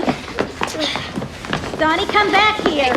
Hey, He's just a little scratchy. my daddy puts me to bed, not you! Donnie. My daddy, not you! Hey, I want you to go upstairs right now and you wait for your daddy.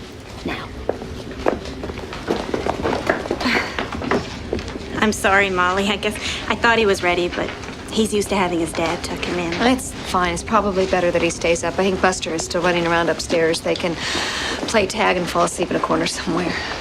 As long as he didn't disturb anybody. Nah, they're out like lights. I worry about Donnie sometimes. I mean, I love him, but I worry about him, too. Sandy, they all go through stages. I mean, Don may have his unlovely moments now, but in the end, he'll be fine.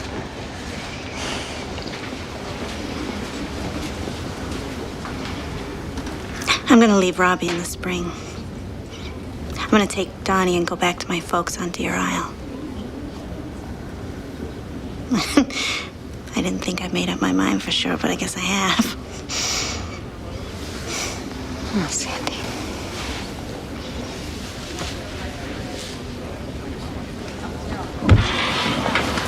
Going to help Billy? Yes, ma'am. See if there's any oatmeal on the very back shelf. And tell Billy to remember the juice. Oh, I imagine he don't have any problem in the juice department, does he?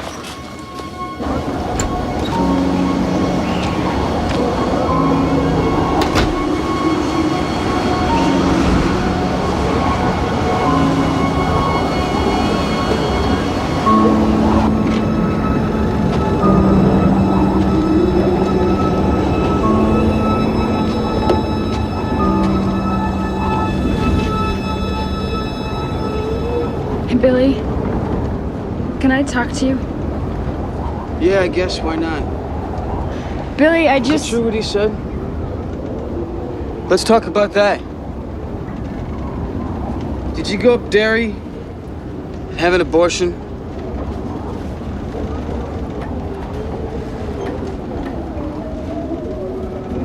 I guess that's all the talk we need, isn't it?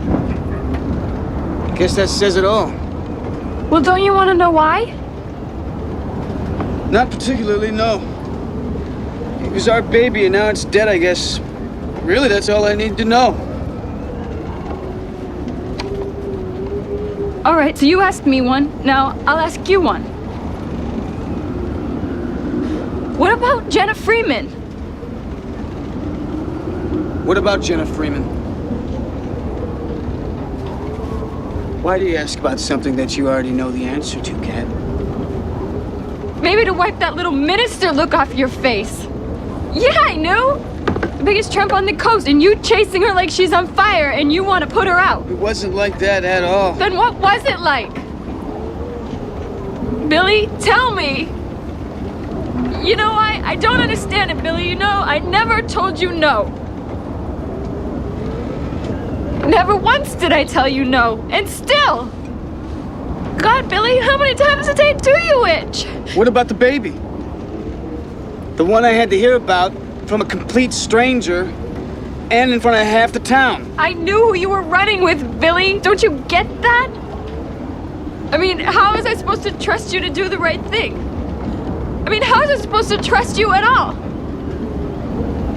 Do you know what it's like to find out that you're pregnant 1 week? And that your boyfriend is spending his afternoons with the town pump the next? Hey, that baby was half mine. And you decided to go up to Derry, and you murdered it, and it was half mine, Cat. Yeah, sure.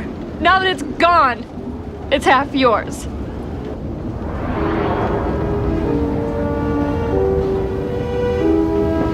Come back, bitch eyes. Come back. Mike. What is that supposed to mean? It means that I'm not stupid. I mean, I know what you would have thought if I had come to you while you're still chasing after Jenna. Little bitch just got herself pregnant so I wouldn't get away. So now you've done a whole lot of my thinking for me too now, huh? You obviously haven't been doing much for yourself these days. What about the baby? The one that you murdered? How much thinking did you do for our baby, Cat? Why don't you do us both a favor and get out of here? Just go. I'm really tired of listening to you. What's he doing?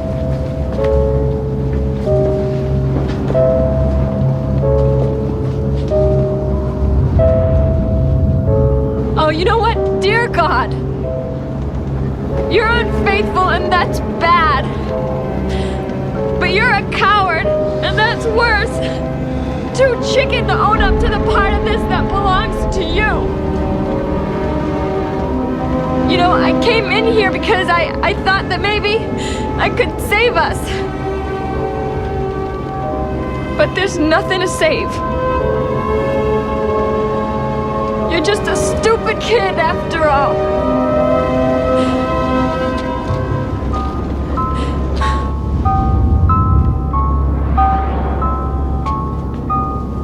What are you doing, sir? You mind telling me?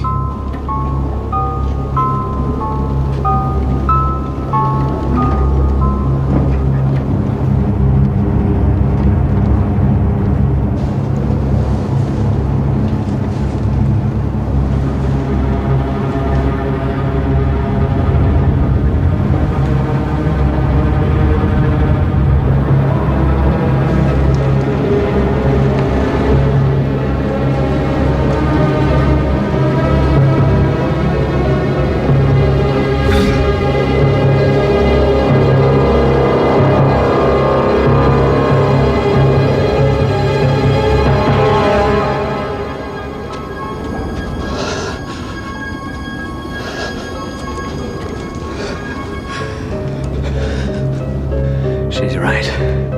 You are a coward. What the hell are you doing? Shut up! By the step.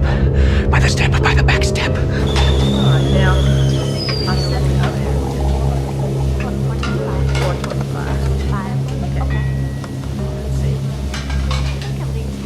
Just the way you like it. I hope.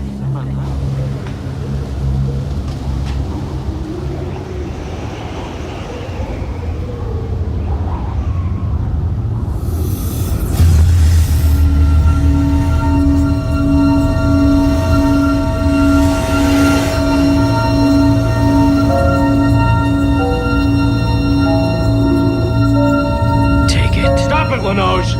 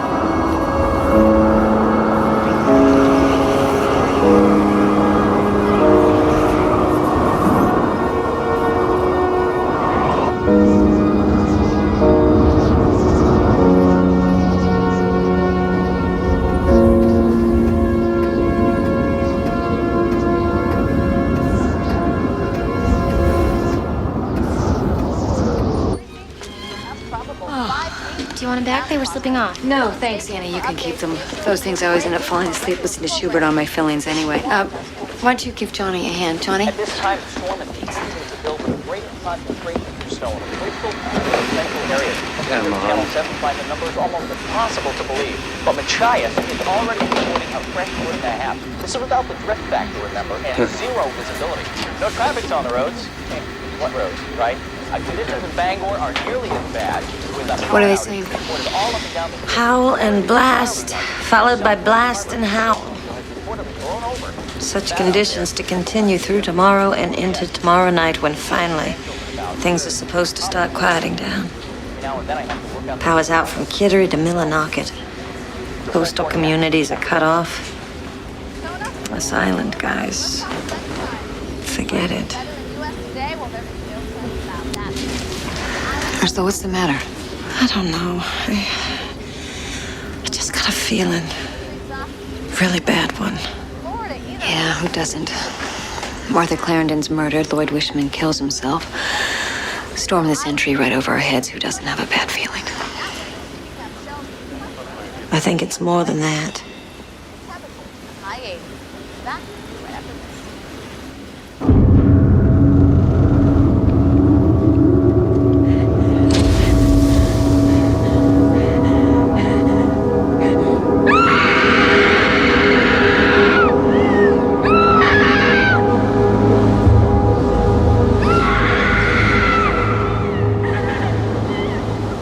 Did you hear something?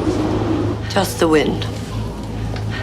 It sounded like a scream. That's what the wind sounds like tonight, dear. Kat didn't come back, did she? No, not this way. I imagine they had things to discuss, Joanna.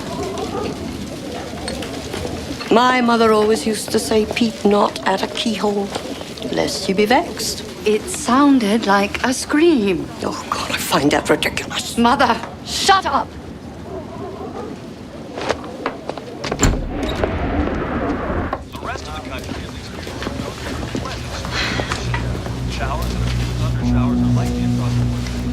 When I get these feelings, I trust them. Over the years, I've learned to trust them. Molly, I think something's happened to Peter.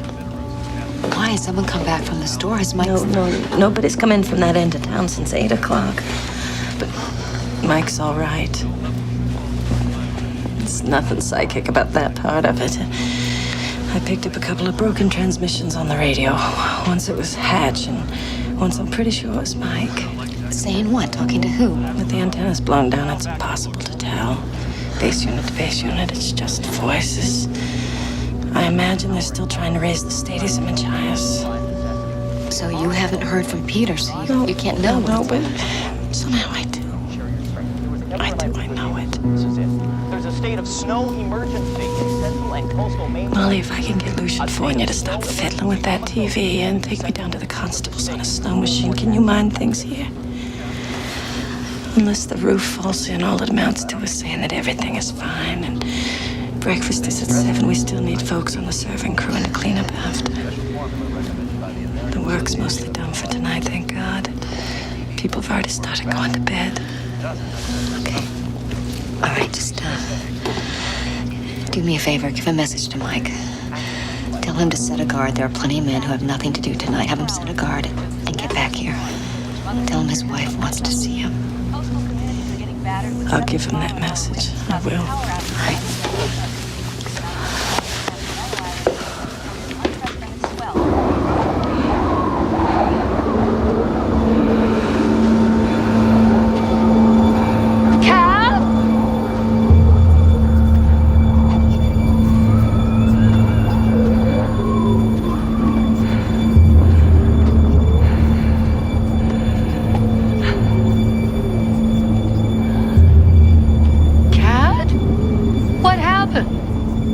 I covered him up.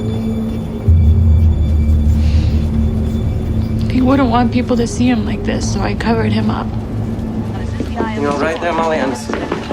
Fine. This is going to be one to tell your grandchildren about. Already is. Earlier, our worst fears were realized. storm fronts. I covered him up because I loved him. I think it was the cane with the wolf's head that made me do it. I wouldn't touch it if I were you. I loved him, and now look. I went and killed him. I'm a little teapot, short and stout. Here is my handle. Here is my spout. Oh my God. Don't you dump me in the snowbank, Lucian Panya. No, ma'am.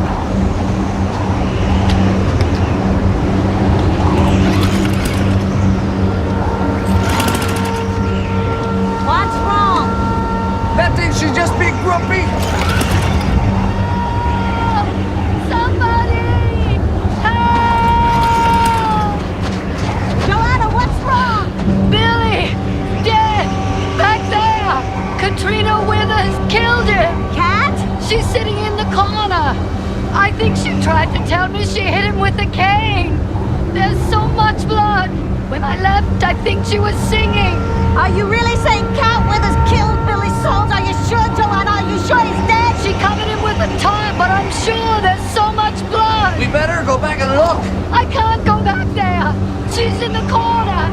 If you could have seen the look on her face. Lucian, can I drive this thing? If you take it slow, sure. Yeah, I'll take it slow, believe me. Joanna and I are going to drive down the street, talk to Mike Anderson, aren't we, Joe? You bundle up now. Get a couple of guys and go out to the supply shed and see what's what, okay? But don't broadcast it, and please, be careful. Ursula, what's going on here? I haven't a clue.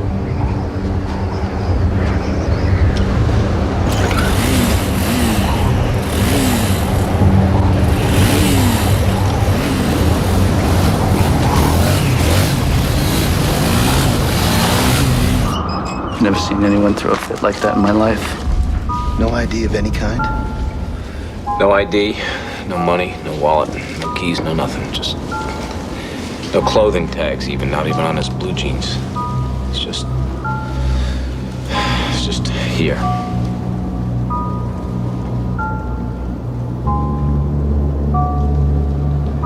And that's not all. Did he say anything to you? Robbie, when you went to Martha's house, did he say anything that he had no business knowing about? Robbie. He did, didn't he? He said something about my mother. You don't need to know. I don't think he's human. Neither do I. I don't know what he is.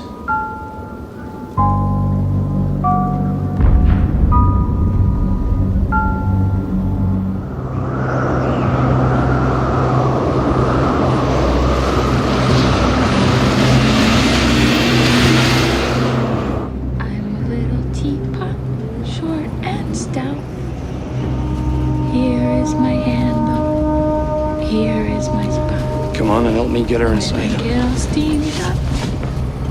Hear me shout. Just tip me over. That fit he threw. What was that all about?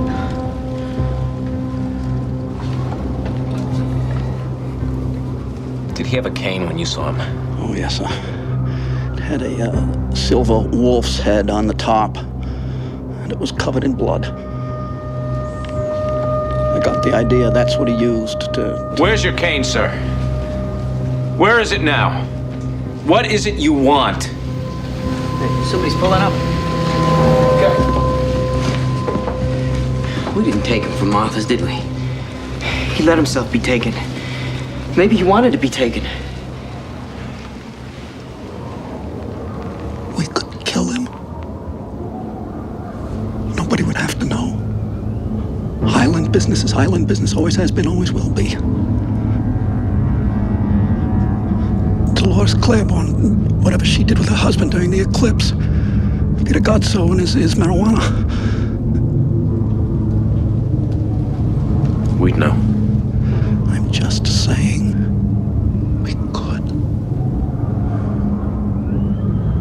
Oh, don't tell me that idea hasn't gone through your mind, Michael Anderson.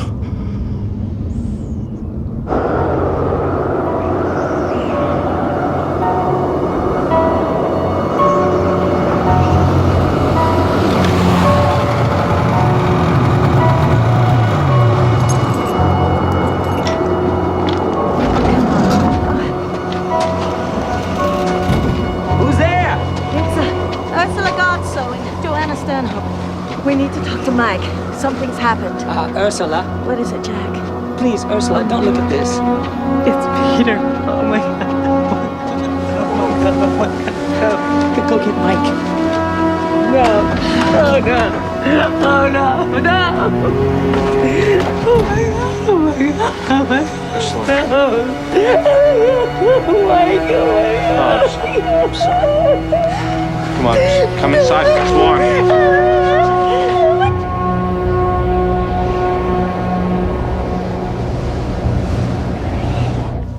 I don't know as you're supposed to do that, Mrs. Hatcher.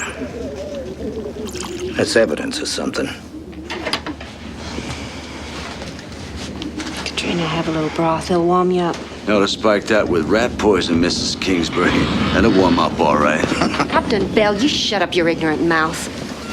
If you're treating her like she saved his damn life instead of sneaking up behind him and bashing his brains in. All right, everybody, out of here. This is not a sideshow. Now listen, Mrs. Anderson. Come on. Look, you've known her all her life. Whatever she did or didn't do, at least she deserves a chance to breathe a little. Now, folks, Molly's right. They got this in hand. Sonny, Upton, there's nothing you can do here. Take her down to the constable's office. Throw her murdering ass in jail. Yeah. Okay, Upton, that's enough. I think they already got a fella in there. And she doesn't exactly look like she's going to be breaking loose, now does she?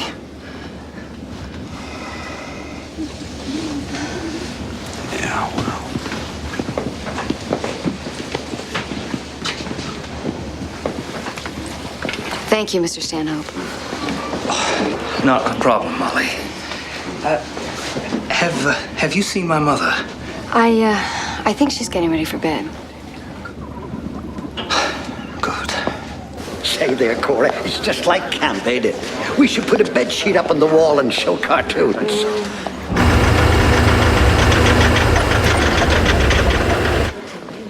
Oh, relax, Cora. It's only the Jenny clearing her throat. There you are, you see, as bright as you could ever want it. Really? Cora, as friendly as ever.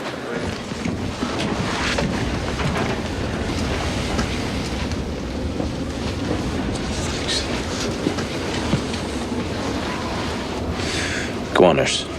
It'll warm you up. I don't think I'll ever be warm again.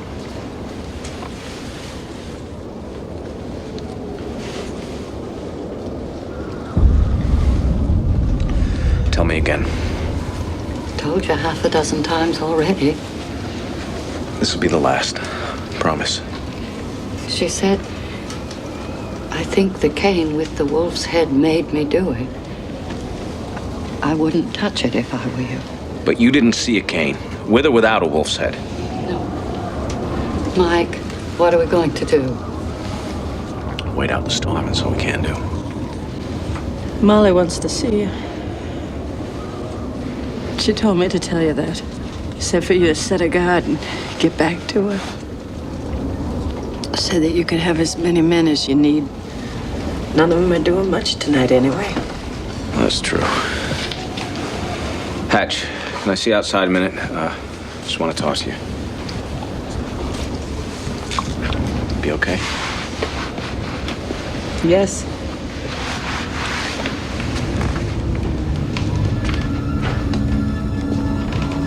What are you looking at? I'm a little teapot, short and stout. I'm a little teapot, short and stout. Here is my handle. Here is my spout. When I get all steamed up, then I shout, tip me over and pour me out. I'm a little teapot, short and stout.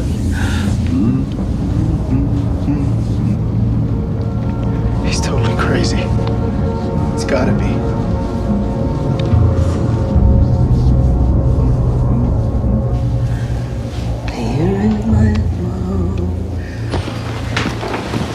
What do you want to talk about, Mike?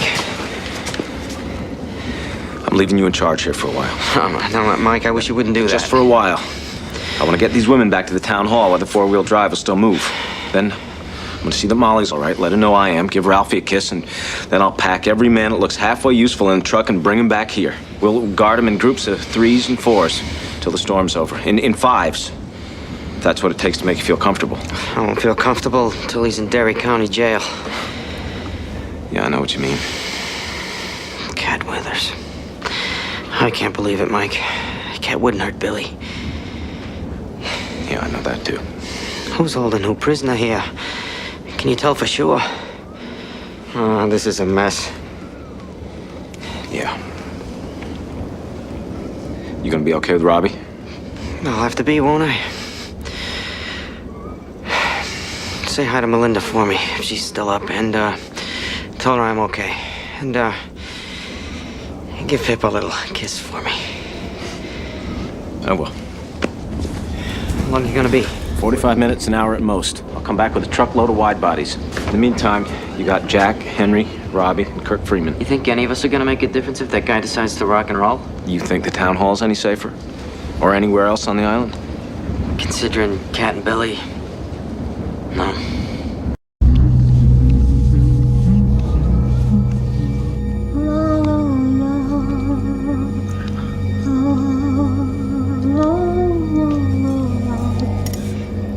Oh, drat.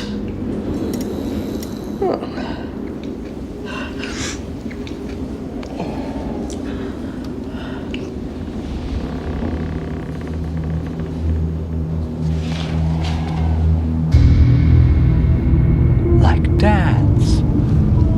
What's he doing? Just like Dad's.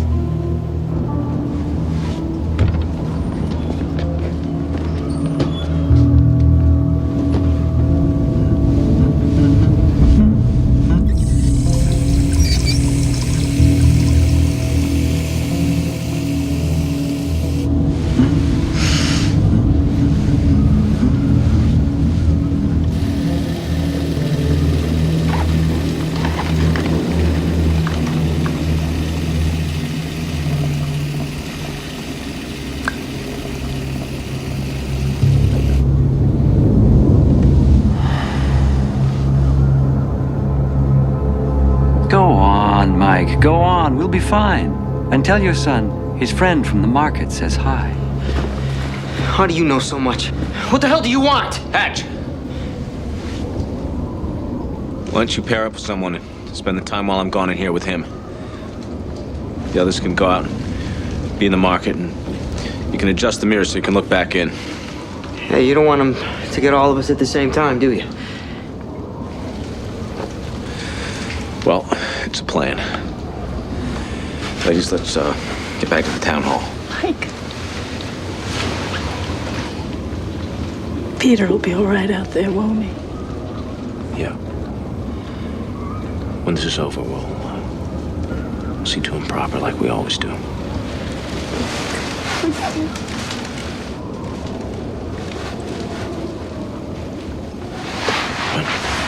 Come on, let's go.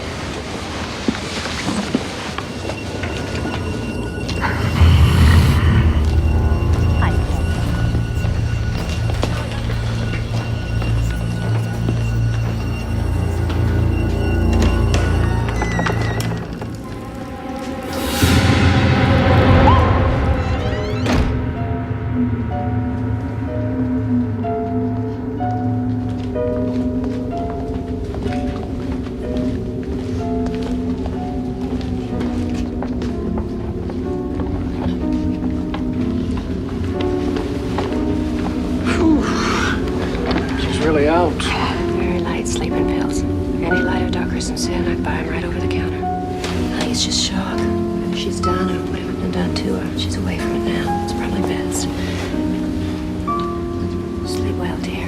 Do you think maybe someone ought to sit with her, like a guard? She doesn't need a guard, Andy.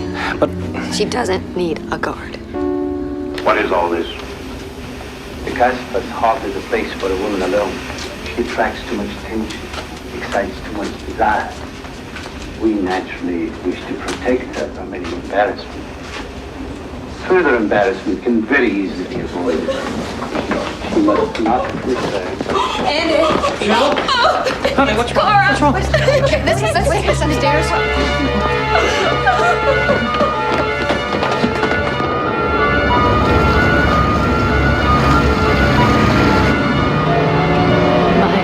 I'm so scared. I am too.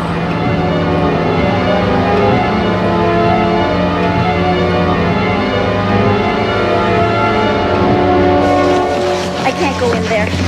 I'm sorry, I can't take any more. Sandy.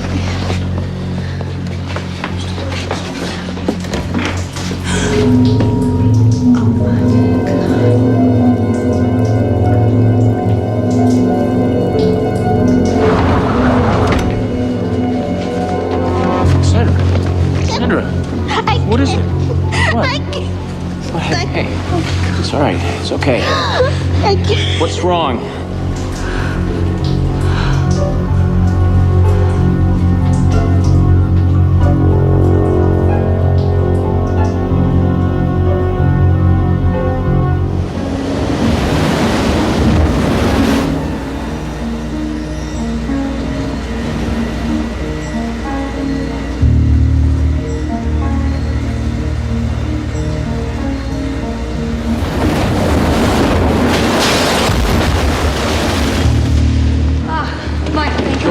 I wouldn't, Joanna!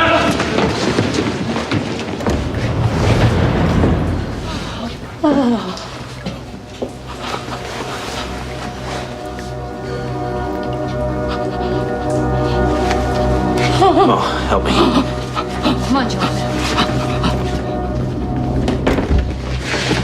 Come on, Joanna. Andy, borrow you for a minute? Honey, you okay?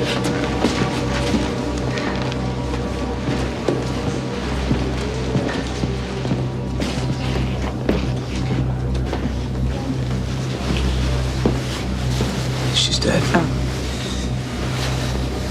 Nurse, you okay? Sandra, can the two of you go and get me some blankets to wrap her? Yeah, we can do that. Okay. Mike, what's going on?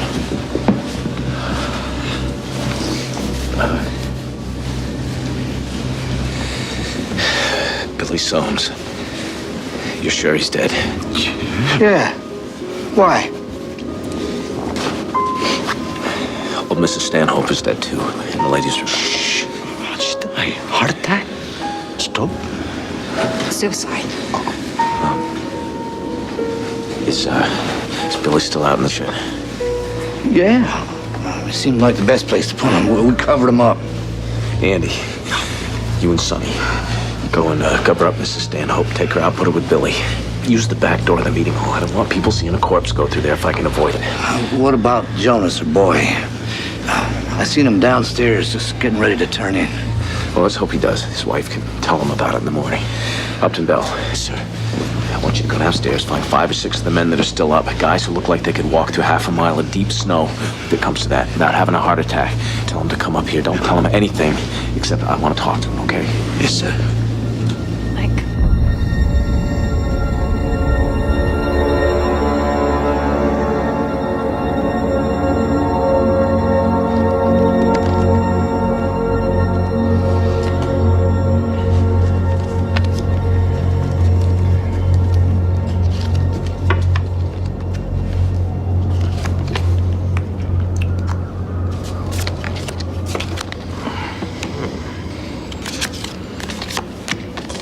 Jen. Where is Robbie? I want to see my Robbie. Where are you? He said he'd be here. I don't want to die without seeing him again. I want someone to hold my hand before I go. Robbie, where are you? Where are you? I want to see my Robbie. He said he'd be here. Oh, Robbie, where are you? I think my town's had enough of you. No, Jack, you're winning as usual. Kurt, maybe a luck will change on the next hand.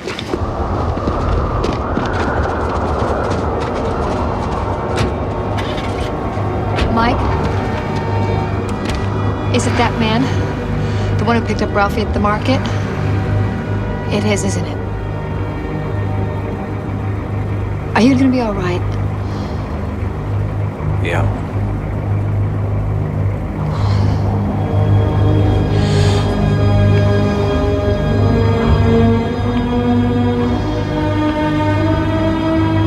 That man is never going to see the inside of a courtroom.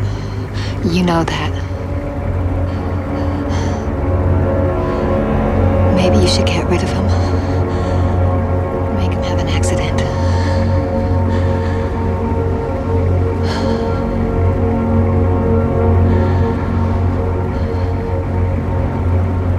Better get back inside before you freeze your tail off. Come back to us. I will.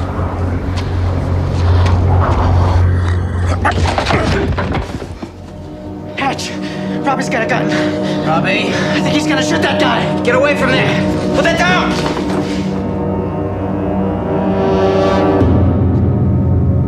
Robbie, why? Why didn't you come to me? Robbie, don't! Why did you let me go and die with strangers? Don't just stand there. Help! Robbie, what are you doing? Why did you leave me to die alone? Robbie!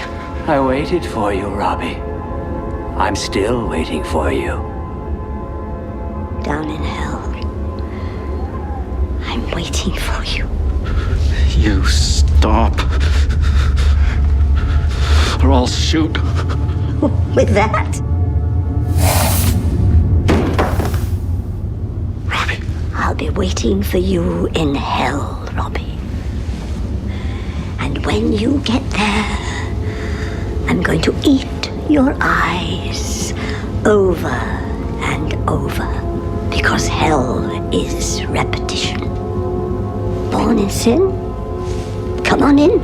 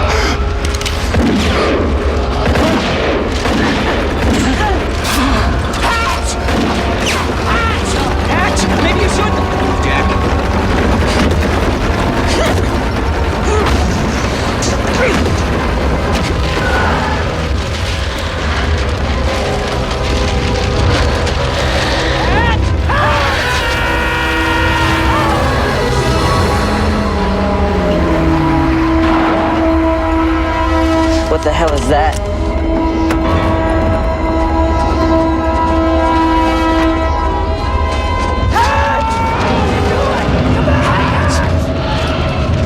What are you doing? Come back! No! Come back, guys! Come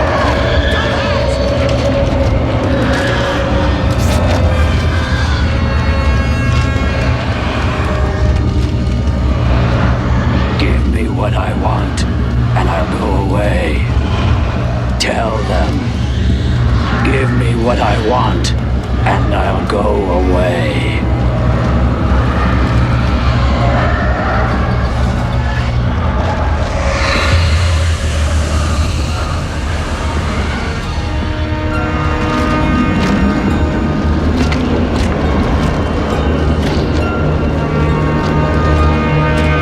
What happened? I don't know. Where's Hatch? Hatch! What happened? What happened, Hatch? Hatch! We have to give him what he wants. If we do that, then he'll go away. He'll leave us alone. And if we don't...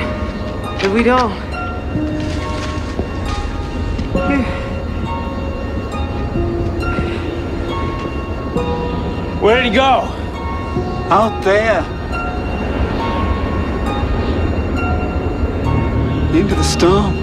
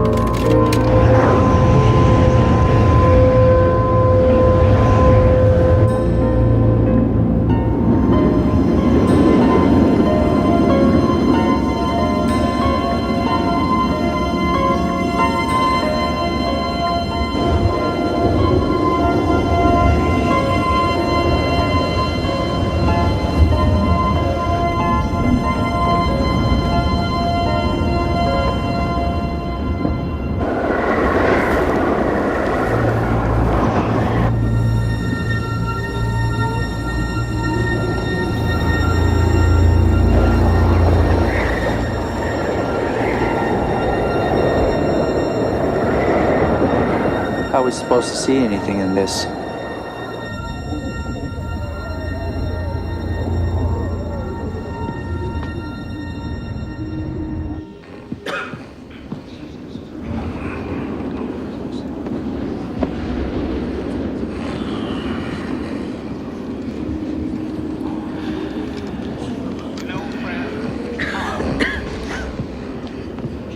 But it's easy to go along with so-called friends who tell you that sin is all right, that neglect is fine, that no God is watching, and you can go ahead and do whatever you think you can get away with. Can you say hallelujah? Brethren, tonight I'd like to speak to you especially of the secret sin. And tonight I'd like to remind you, say hallelujah, that sin tastes sweet on the lips, but sour on the tongue, and it poisons the belly of the righteous. God bless you, but can you say amen?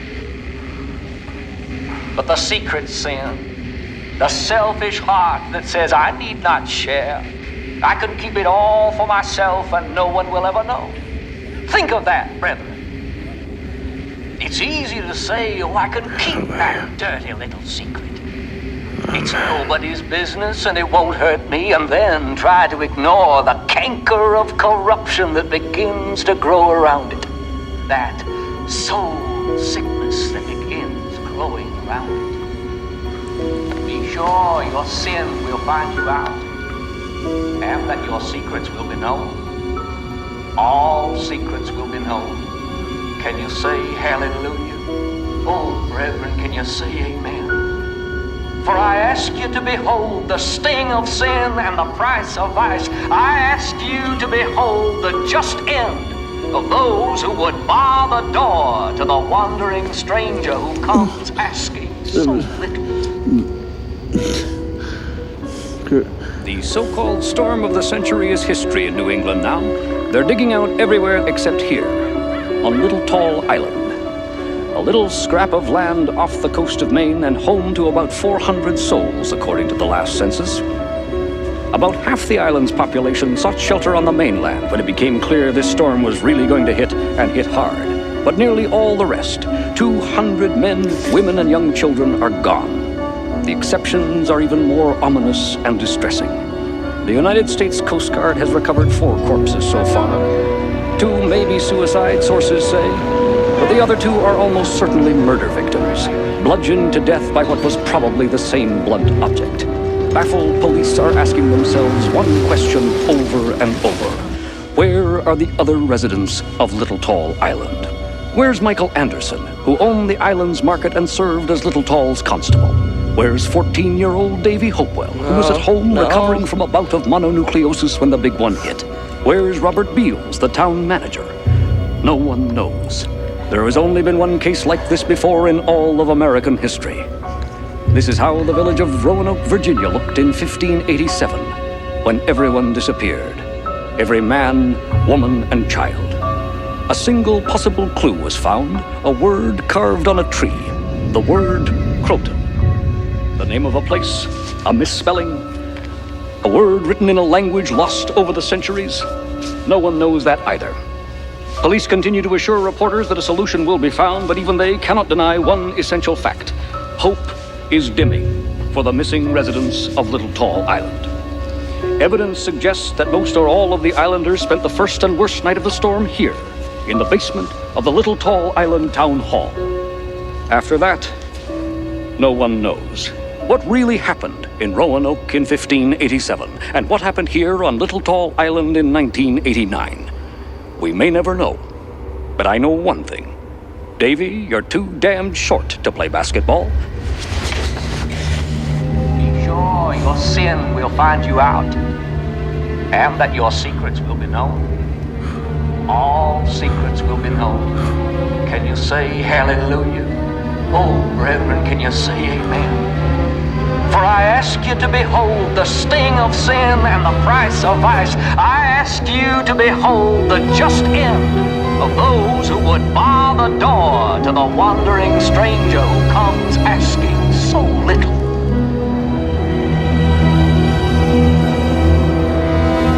For the wages of lust are dust, and the wages of sin are death. For if the supplicant is turned away, and the seeker given no respite, shall not the hard-hearted be sent hence?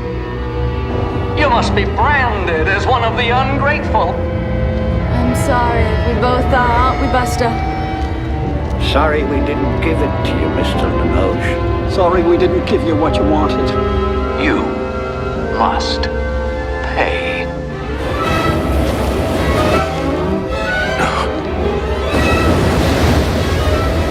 We're sorry, Mr. Linoge.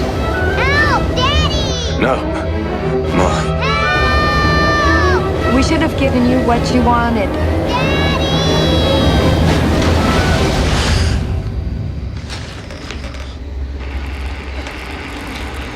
Mike? Oh, man. I just had the most awful dream. This reporter on Main Street talking about how everybody had gone.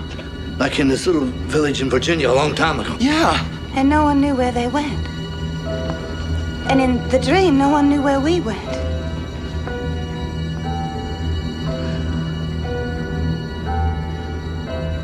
They're all dreaming it.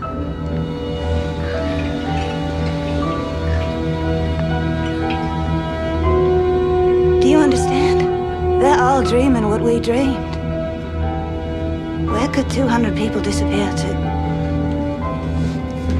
Especially on a little island cut off by a big storm.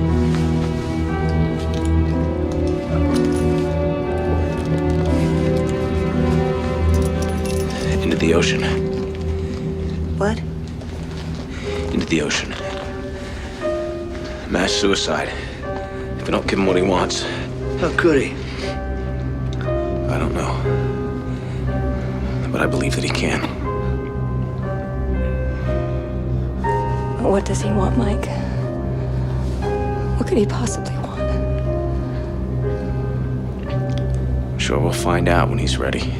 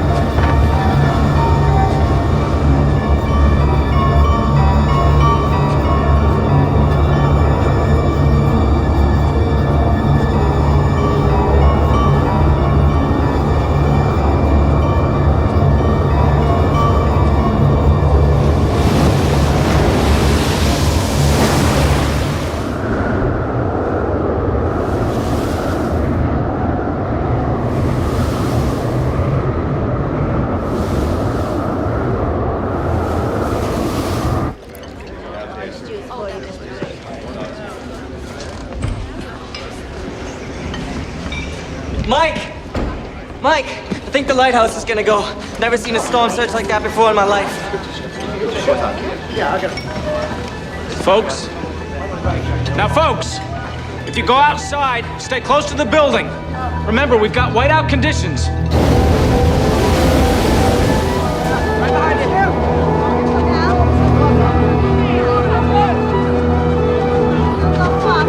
Right there. I've got you.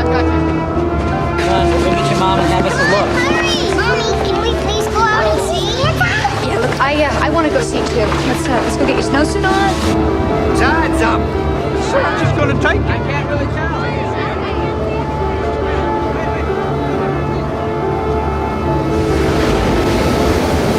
Mike, you think she's gonna go? I think it is.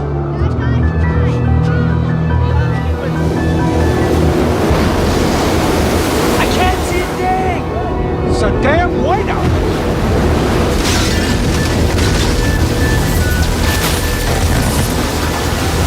There's the white, just coming around.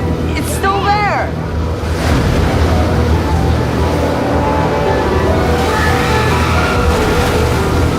She's going. My God, she's surely going.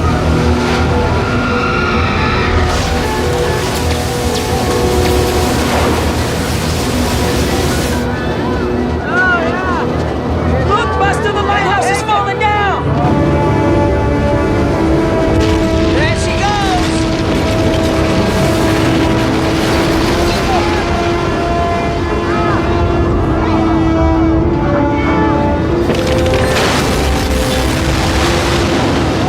Where's the lighthouse, Daddy? Is it gone? That's right, buddy. The lighthouse is gone. Hey, Ange, did you see it? Hey, Angie? Angela? Hey, did you? Angie! Angela! Mrs. Kingsbury? Davy? Angie! Well, she was just here. Hey, Angie! Hey, Mommy! Hey, that's all right, big guy. I bet she went back inside. Mrs. Kingsbury! Mrs. Kingsbury! Angie! Back inside! Everyone, back inside! Mike, what's Get wrong? inside! Now! My Stick uncle. together! Just George get back coming, inside! Mike, he's gone. What the hell's What's get going back on? inside! Take the boy and the wife and get inside! Go! Everyone, go! Get back in! Mrs. Kingsbury! George! George, come anyway yet! Get back inside! Michael, have you seen Angela? Take your boy and go back inside! She's just... Do it now! Bill! Bill Timmons! John! Everyone! Back inside! Angie, cover!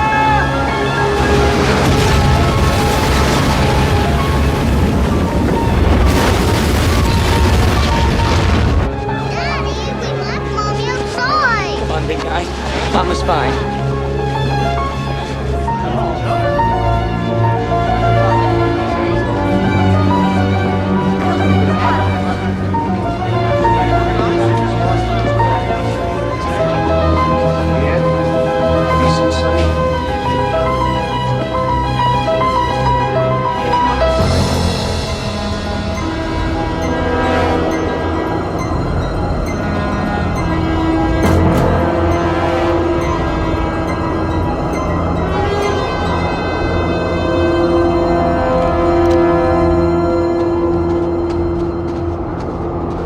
Buddy system, right? Right. Nobody gets left alone. Be careful, you guys. You better believe it.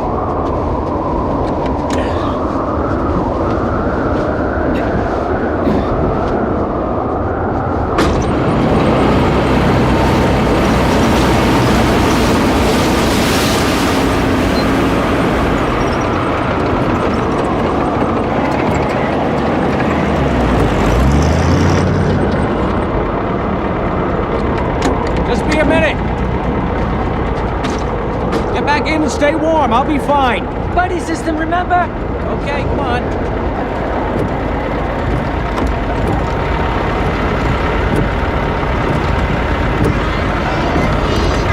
Short and stout. Here is my handle. Here is my spout. When I get all steamed up, and I shout, just tip me over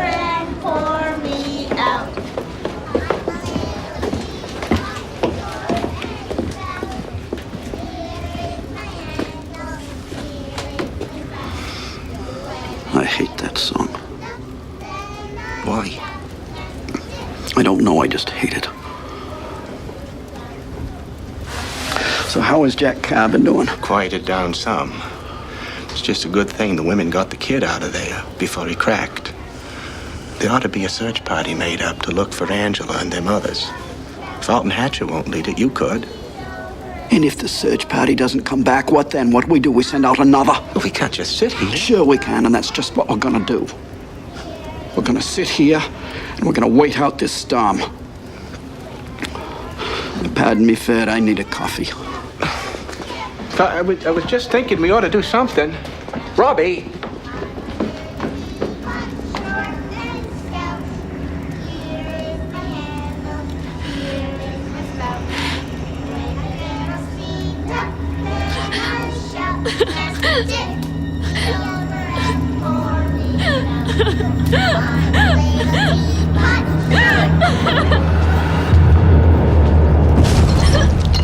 What's wrong with Katrina Withers? Nothing, honey. She's just a little tired. Why don't you kids pick up a little now? And Mr. Harrison's bring you new things to play with, okay? I'm not gonna pick up. My dad's gonna give me a donut. Donnie. Don Beals, you come back here right now.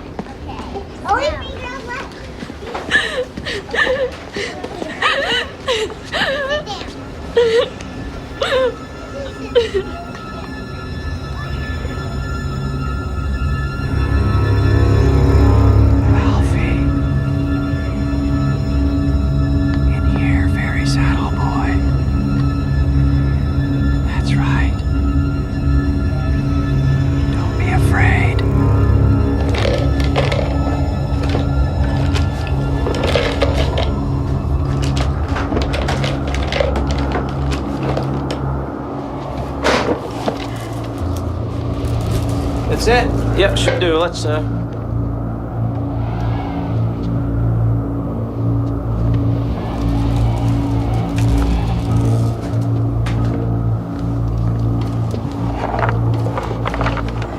What are you doing?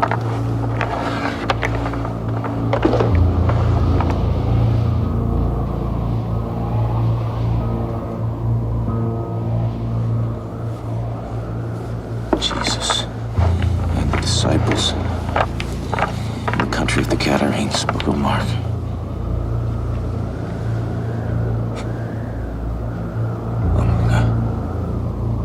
What are you saying?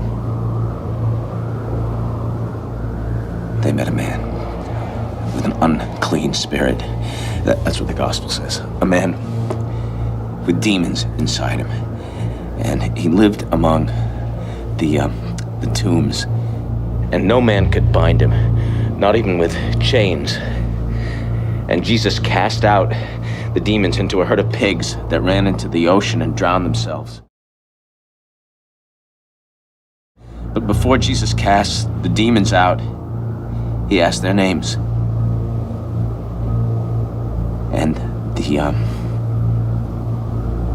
the thing inside said, "Our name is Legion."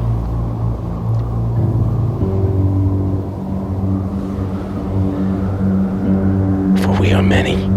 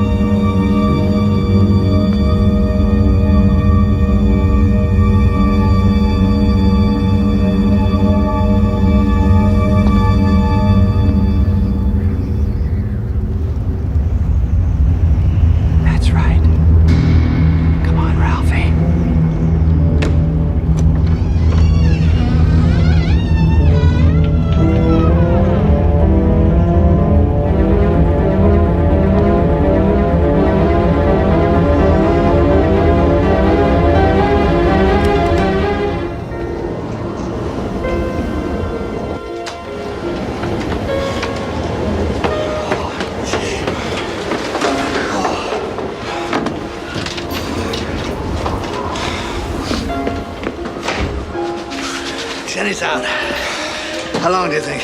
Hard to tell. This morning anyway, by the feel of it. Snow probably pile up and clog the exhaust.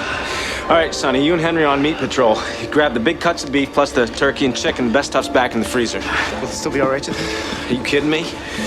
Let's get going. Doc's gonna come early. We'll stick with canned goods for this trip. We'll all come back later and get the potatoes, bread, vegetables, and milk. Little kids, you gotta have milk. Hey, Mike.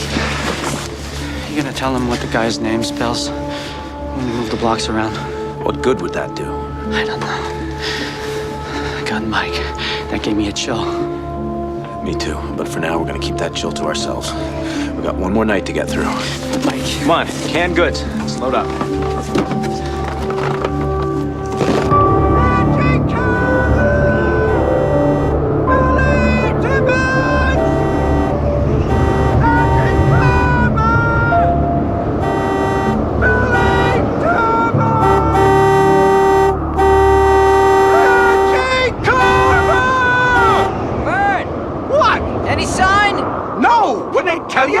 Just keep blowing that thing. Here, you watch, Lenny, honk. Your eyes are better. Mrs. Kingsbury! George! George Kirby! I'm okay. Go upstairs, find your husband and your little boy. But the kids?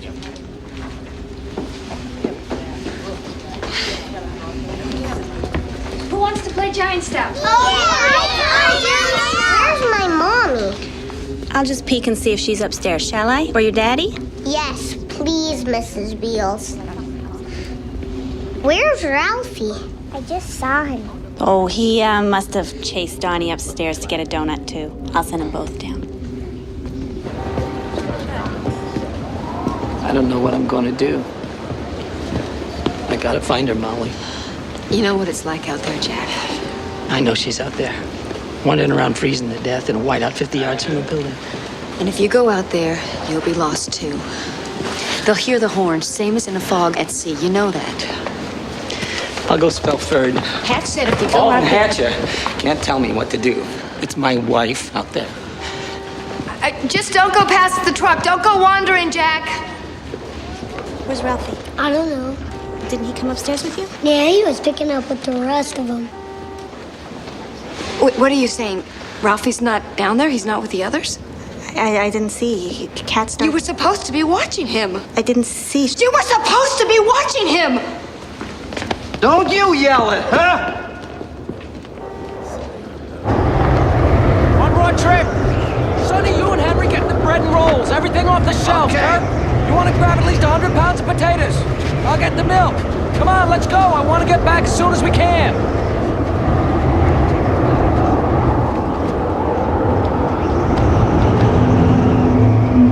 What the hell?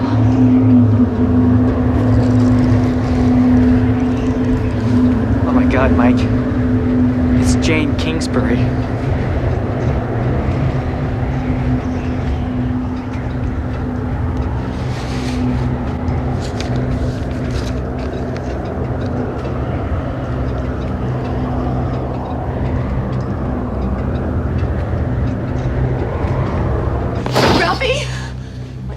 You see him? Ralphie! Oh, God, what now? I told you he didn't go upstairs with Donnie Beals. But where was Ralphie when you last saw him?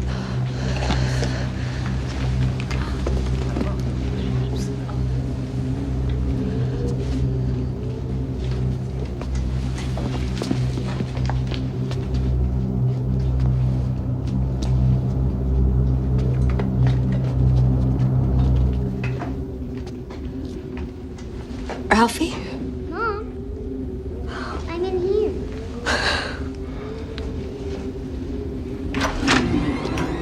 Hey, Mom, what's up? Praise the Lord. What are you doing in here? You scared the life out of me. The man was in here. The man? The one Daddy arrested, except I don't think he's the bad man. It's okay. because- It's okay, buddy. Take him somewhere safe. Jonas. Molly. What is it?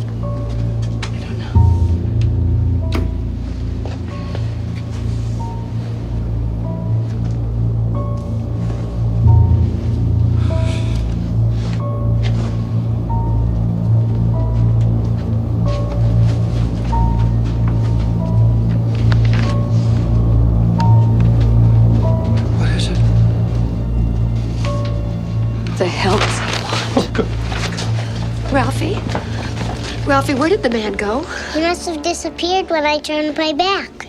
There's no door in there for a guy to go out of dumpkins. Shut up, Don Beals.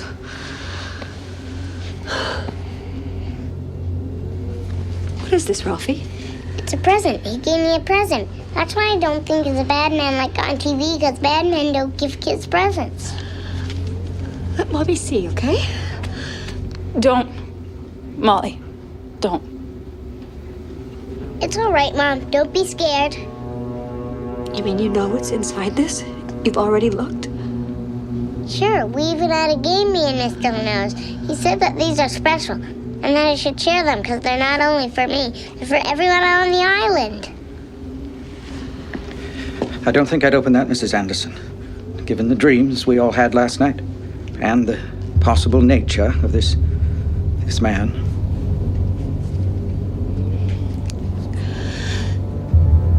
No, I suppose you wouldn't, Reverend. Since he's had his filthy hands on my son twice.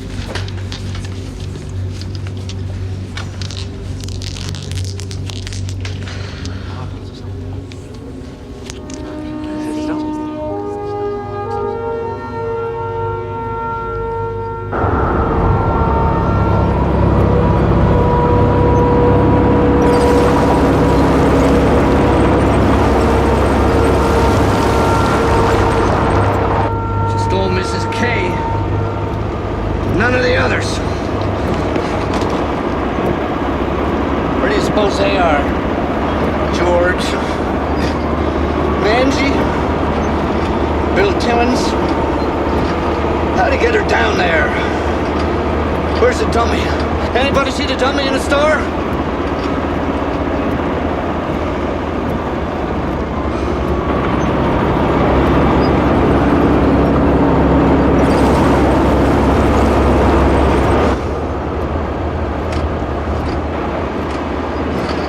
How'd you get her down there in this? Let it go, Sonny. Why is this happening to us? You're the lay reader for the Reverend Riggins down at the Methodist Church. You always got a quote from the good book handy. You must have some idea why this is happening. Remember the story about Job in the Bible? Uh-huh. Well, there's part of that story that's never been written down. After the contest for Job's soul is over and God wins, Job falls to his knees and says, God, why have you done this to me? All my life I worshipped you, and yet you destroyed my livestock. You blighted my crops. You killed my wife and my children. You gave me 100 horrible diseases, and all because you had a bet going with the devil? Well, okay. But all I want to know, Lord, is, all your humble servant wants to know is why me? Job waits.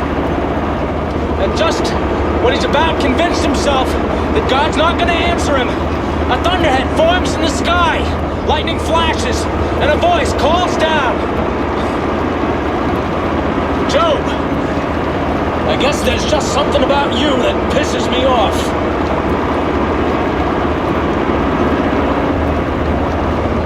Does that help you?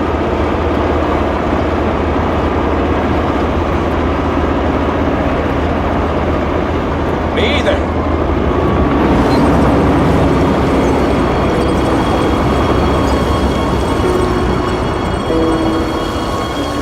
Angie! Over here! Angie! Jack, get in, warm up! No, she's out here somewhere and I keep hitting the horn! Take it easy, Jack. We'll find her. My wife is out here and she's alive, I can feel it! So you just keep hitting that horn! Hey, Jack, look!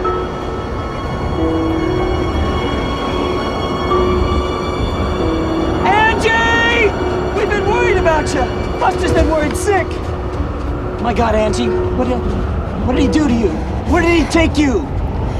We have to give him what he wants. What? What, honey? Honey, I can't hear you. Linoge? Yes, Linoge. We have to give him what he wants. He brought me back so I could tell you. We have to give him what he wants. Do you understand? We have to give him what he wants. Angela! Oh, my God. What does he want? Did he tell you? He said he'd tell us tonight. He said we're gonna have a special town meeting and he'd tell us then. He said if some folks don't want to go along, if they don't do what's best for the town, they should remember the dreams we had last night.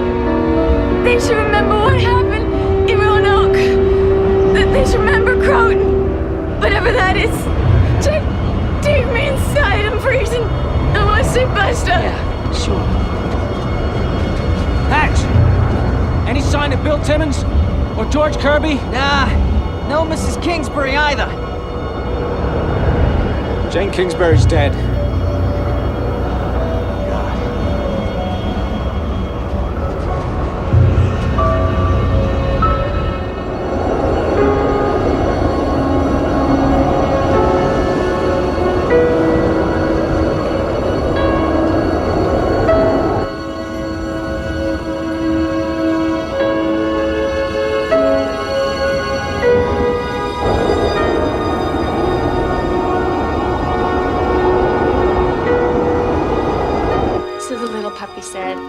I know where my ball must be. That mean little boy put it in his pocket and took it away. But I can find it because my nose is... I'm a little teapot, short and stout. Zoe, honey, you shouldn't be singing that, okay? This is story time. Here is my spout. When I get I'll see. What's going on, Ken? And I shout, just tip I don't know. me over and pour me. I guess they want to sing. I am a little teapot. All right, folks. Just settle down. Everyone take a seat. Mike, the kids are acting funny. Funny. What do you mean? Now I know how easy it is just to get yanked out of the world. I wish I didn't, but I do. Come on. I was just standing there, see, watching the lighthouse. And then I was his. Shh, it's okay, honey. It's over. I burned my fingers, see? They're red, but they're still cold. Angie, do you want to go someplace more private? Because you can if you want to. No, this is for everyone. Everyone should hear. What happened to you, Angie Carver? We were watching the lighthouse fall down, and then I was flying backwards into the snow. At first, I thought it was somebody's idea of a joke. But then I turned around, and what had me? It wasn't a man. It wore clothes like a man and had a man's face, but there was just blackness where its eyes should have been. And when it smiled at me, when I saw it, Steve, I fainted. First time in my life. I fainted. And when I came to, I was flying. I know that sounds crazy, but it's true. And ahead of us, as if it was leading us or it was holding us up, there was a cane. A black cane with a silver wolf's head. And as fast as we flew, that cane was always right ahead of us. It was the island we saw. And the storm was over. And the sun was out. But there were cops on snowmobiles everywhere. Mainland cops and state cops and game wardens too, and news people too, from the local stations and the networks, and they were all of them, they were looking for us. But we were gone. We were gone when nobody could ever find us. Like in the dreams. Yeah, like that. And then we stopped going up, and I could feel the clouds. I mean, not cold the way you'd think snow clouds would be, but damp, like wet cotton. Oh, and George saw what it meant to do, and he screamed. But that thing just opened its right arm and... minutes left, And then what happened, Angie? He told me he was bringing me back. Back through time and back through the storm. He was gonna let me live so I could come back and tell you. Tell everybody that we have to give him what he wants when he comes tonight. If we have something that this man Linoge wants, why doesn't he just take it? I don't think he can. I think we have to give it to him. The next thing I was sure of, I was stumbling around in the snow in the whiteout, and I could hear the horn, and I thought the lighthouse must not have blown down after all, because I can hear the foghorn, and I tried to go toward it, and then I saw someone come out of the snow, and I thought it was him come to take me back up in the air, except this time he was gonna let me drop. But it wasn't. It was you, Jack. It was you.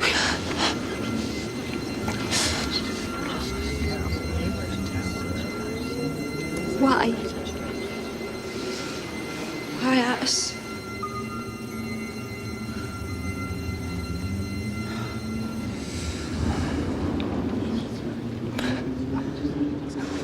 Maybe because he knows we can keep a secret.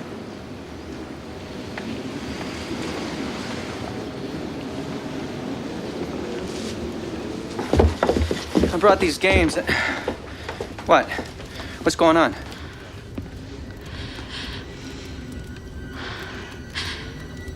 Buster. Heidi. Pippa. Ralphie, you okay? Pip.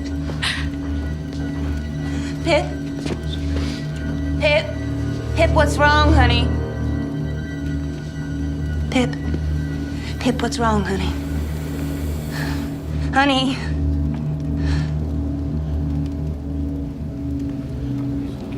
Pip, what's wrong, honey? What is it? What's wrong with the kids? I don't know, but their eyes, there's nothing there. Pip, wake up. Come on, wake up! Come on, honey, wake up. All of you, wake up! Hey, look!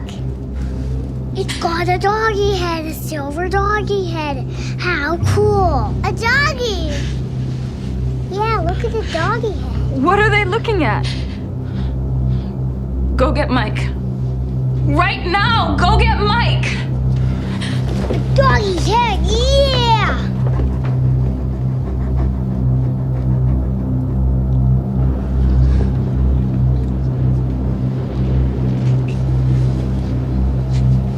Why don't you see if you can get it to lay down for a while?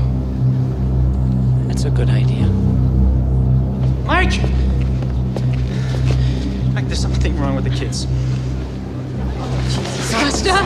There's something wrong with Buster? Angie, no, maybe you shouldn't. Angie! Buster? What are you doing? Melinda, what is going on? What are they looking at? Donnie, stop! Get out of the way, Donnie!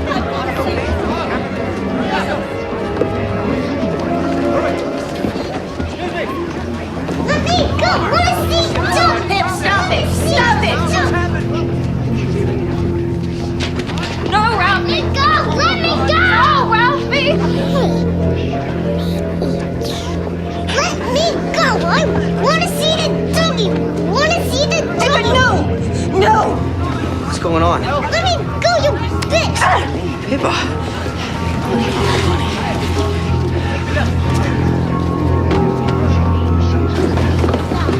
They're dead! He's killed them! No, please, God, no! Not Sally, not my Sally! Ralphie? Is he? Is he? Oh, thank God. Are they alive? Not the ball! Come on!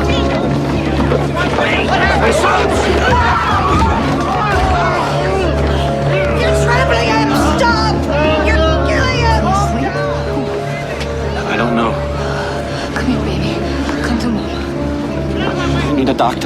be lucky, Bills. The closest one's across the reach in Machias. The wind's blowing up a hurricane. Well, where's Third? At least he has EMS training. Third Andrews, where the hell are you? I'm here. Well, get your ass over here. Take a look at my son. Come on, people, get out of his way. That's enough. Would you just shut up? All right. You tell me to shut up, little man. I've taken all the crap. I'm done it. Everyone, just shut up!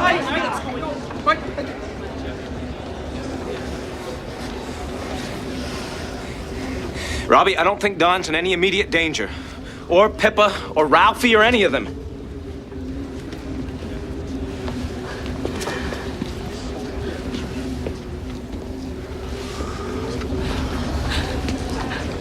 Then they're not dead? I think he's sleeping. This isn't sleep. If they were asleep, we could wake them up. It's okay. I'll bring you back. Then what is it?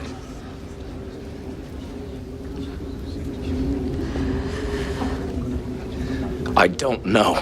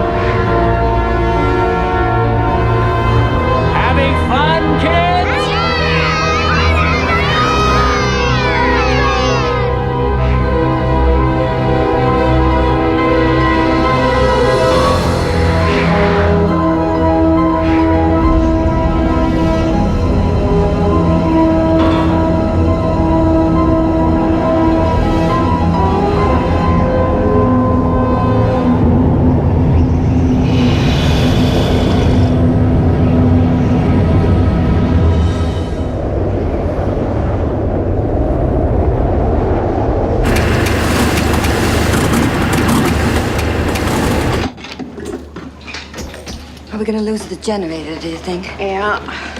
It's a miracle it's run as long as tires with no one able to keep it dug out. The wind must have kept the exhaust pipe clear, but now it's shifted. In a way, that's good news. Means the storm's almost over. Main meeting hall? Yeah, sure. Mike wants that ready first. There's a couple of emergency lights in there, but that's not enough for him. I just caught a little bit of the latest NWS bulletin on the shortwave. They say we might see the moon tonight. Oh, that's wonderful. Yeah. Where's Ursula, do you know? She's downstairs with Sally and the others. Sleeping the last I saw. But I'm not like the kids sleeping, you know. Oh, they'll be all right. They'll wake up and be just fine. You'll see. I hope you're right, Davy. I got so. Pray you're right.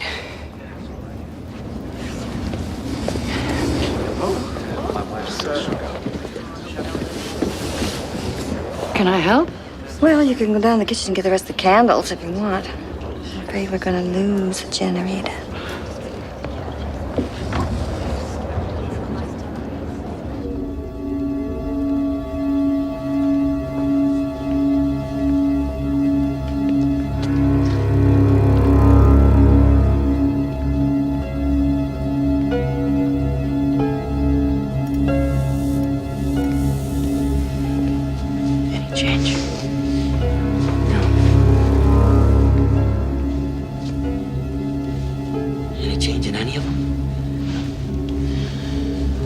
Their respiration is normal, reflexes are normal, and if you pull back an eyelid, their pupils respond to light. Oh, that's good. She's dreaming. They all are.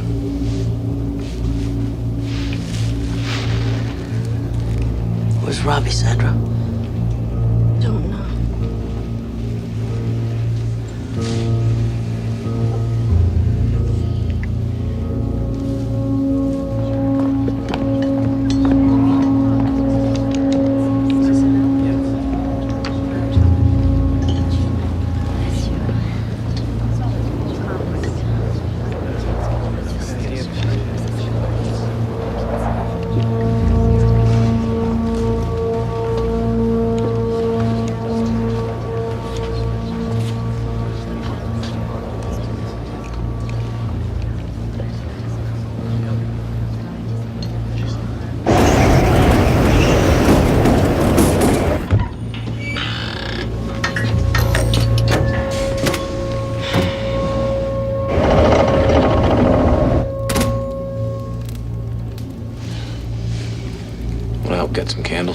honey. Go ahead.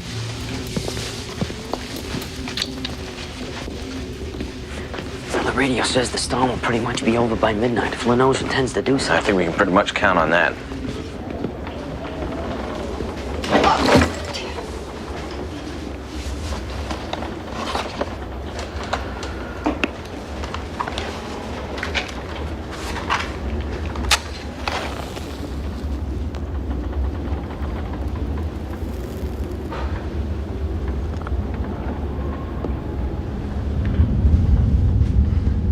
Hello, Joanna Stanhope. Glad the old bitch is dead, aren't you? I did you a favor there, didn't I? You kept a straight face, but inside you were dancing a jig. I know. I can smell it on you like musk. When this fella comes, Michael, we must give him what he wants. I've prayed on it, and this is the guidance. We'll listen to him, and then we'll decide, okay? There is a time to be stubborn, Michael, but there is also a time to let go of the reins and look toward the greater good, hard as that may be. Pride goeth before destruction, and an haughty spirit before the fall. Book of Proverbs. Render therefore unto Caesar the things which are Caesar's, and unto God the things which are God's. Book of Matthew. Stay here, please. We've got this under control. I know you believe that, Michael, but not all of us are convinced.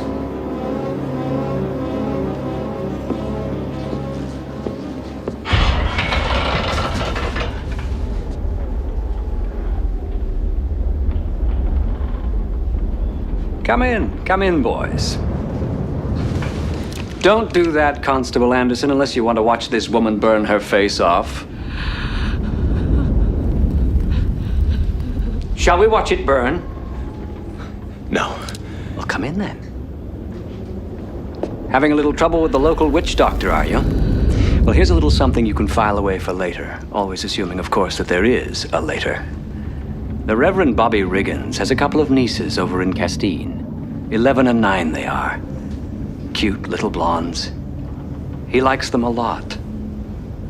Quite a lot. They run and hide when they see his car pull into the drive. In fact... Let her down! Unless you want to see Mrs. Stanhope's impression of the world's biggest birthday candle, I advise you not to speak again until you're invited to. Hatch, close the door.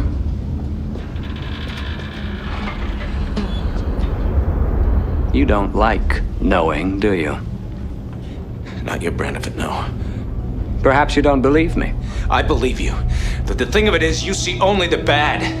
None of the good. By and large, Constable, the good's an illusion. Little fables folks tell themselves so they can get through their days without screaming too much. I don't believe that. I know.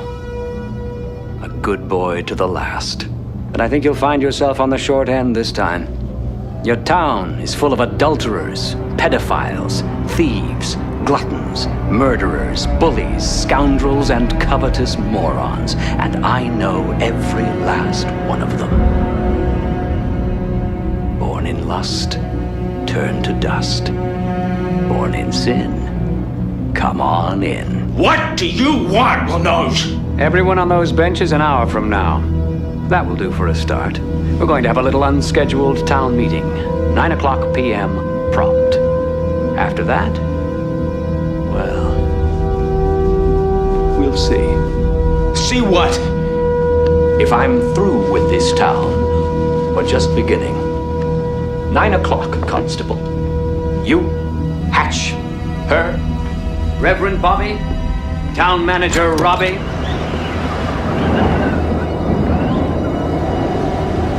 Everyone.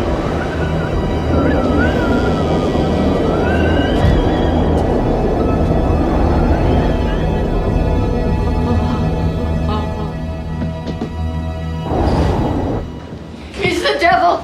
He's the devil! Don't let him near me. I'll do anything, just don't let him near me again. Mike, what are we gonna do? What can we do?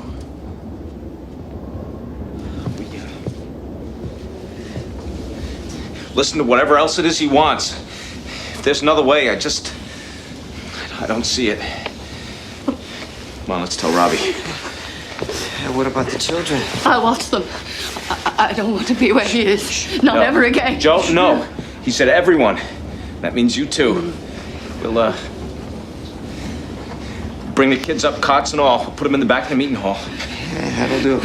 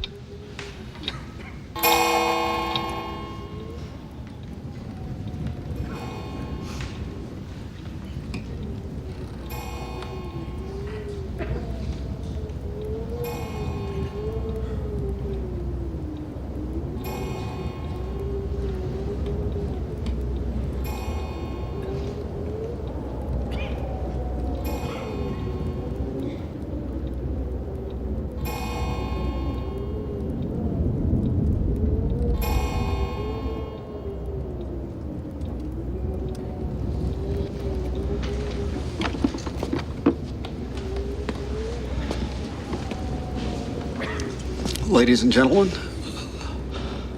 like you, I don't know what we're waiting for, but, Then why don't you sit down and wait like the rest of us, Robbie? Yeah, Robbie, sit down.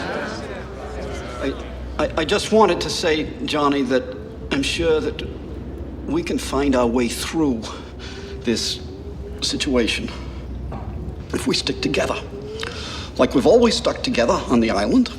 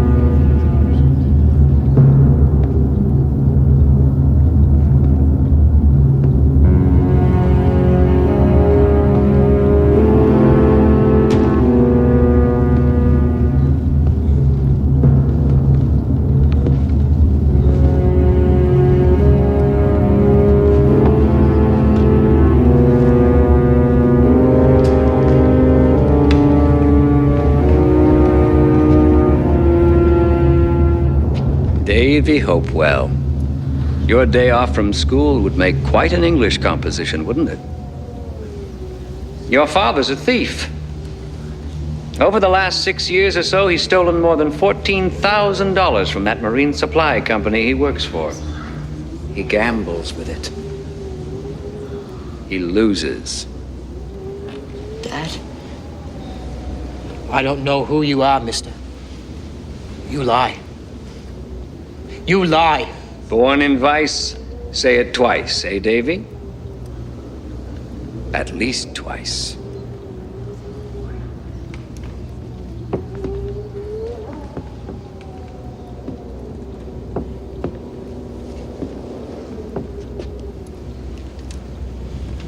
Well, Johnny Harriman.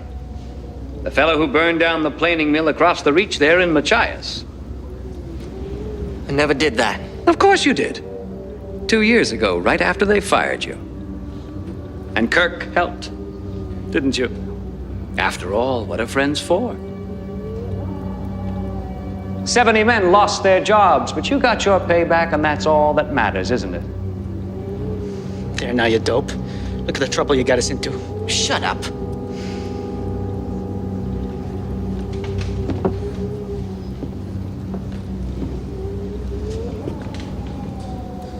You boys really ought to go see that gay fella you beat up. Jack, you'd get a kick out of that paisley eye patch he wears. Please just stop it. Fella lives in one of those walk-ups on Canal Street behind Lisbon. I could give you the address. Maybe the three of you would like to go and take away the rest of his light. What do you say, Lucian? Want to poke out his other eye? Finish the job? Alex? Born in sin? Come on in.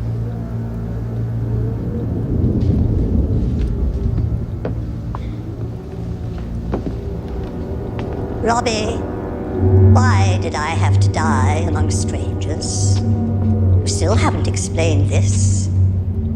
Why did I have to die calling for you? When all I wanted was a kiss.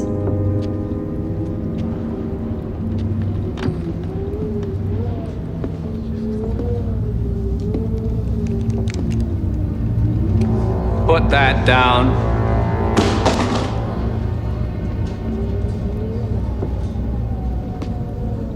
Why don't you tell these people where you were and what you were doing when I died? I think your wife would be especially interested, don't you? You shut your mouth. Sandra, don't listen to her. This is all lies. Your eyes. I'm going to eat your eyes. Right out of your head.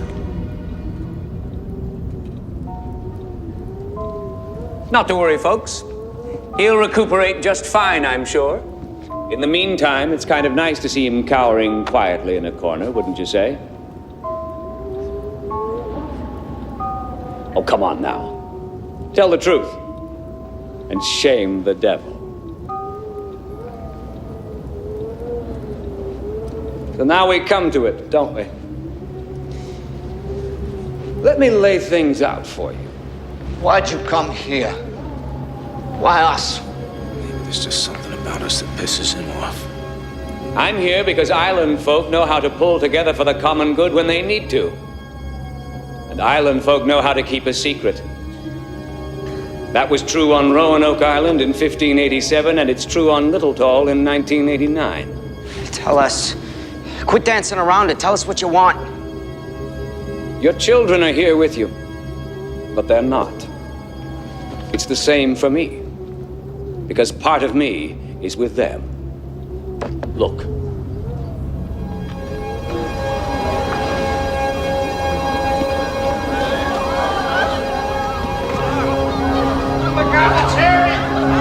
Jack, he's got our buster!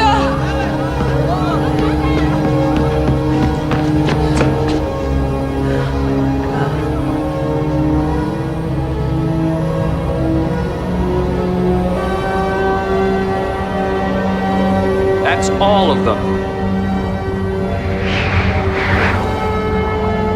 And if I drop them there...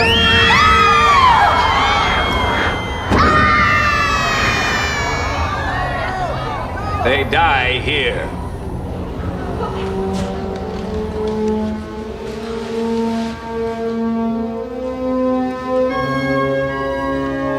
You'll see it happen. They'll puff out. Like candles in the wind. Please don't hurt my Sally, mister. She's all I've got left now that Peter's gone. We will give you what you want if we have it to give, I swear we will. Won't we? What is it? Tell us.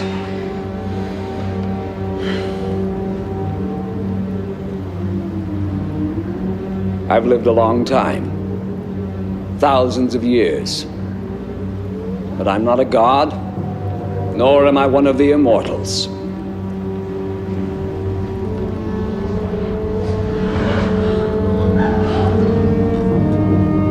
So, now you see me as I really am. Old and sick.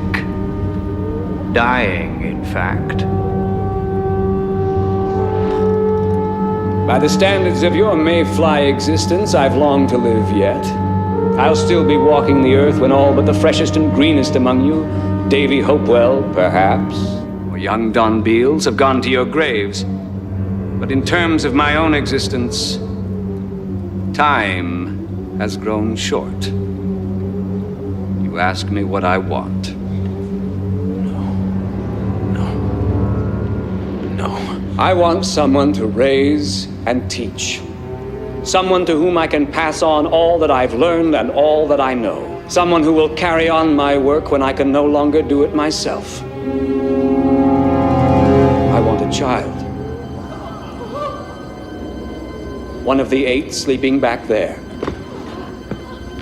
No. No. Never.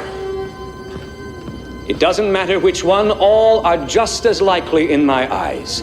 Give me what I want, and give it freely, and I'll go away. Never.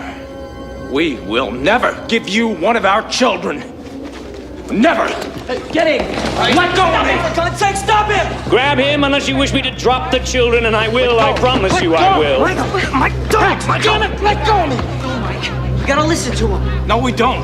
Listening to him's the worst thing we can do. Keep still, Michael Anderson. Let him have his say. Molly.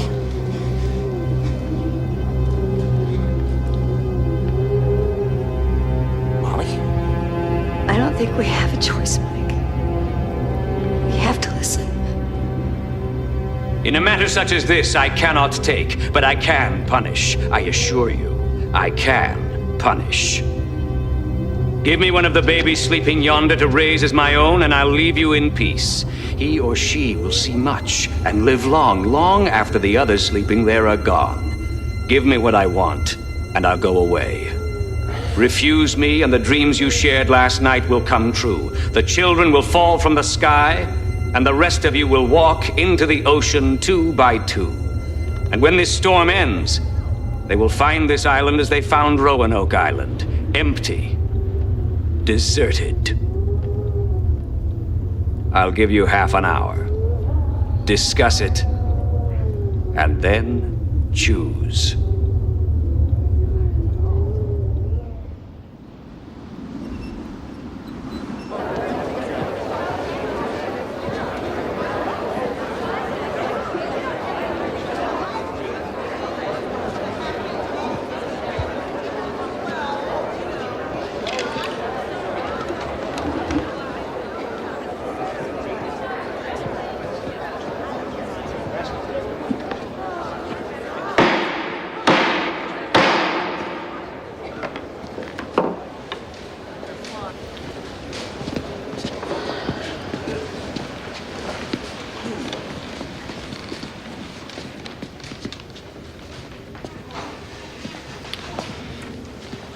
I call this meeting to order. I think it's best if we deal with this matter as we would any piece of town business. After all, that's what this is, isn't it? Town business? Any objections to that? No. Right.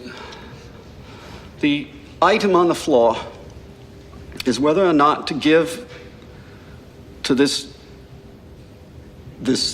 thing that has come among us one of our children.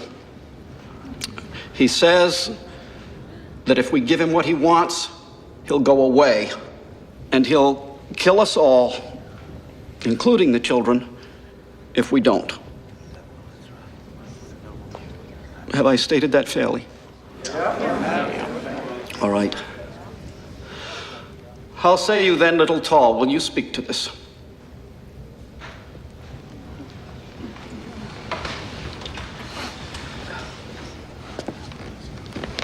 I don't see what choice we have if we believe he can do what he says he can do. Do you believe him? That's the first thing I ask myself. I do. I do. Roberta Coynes has a good point there, though. How many of you believe Linoge is telling the truth? That he can and will wipe out everyone on the island if we stand against him? Show of hands.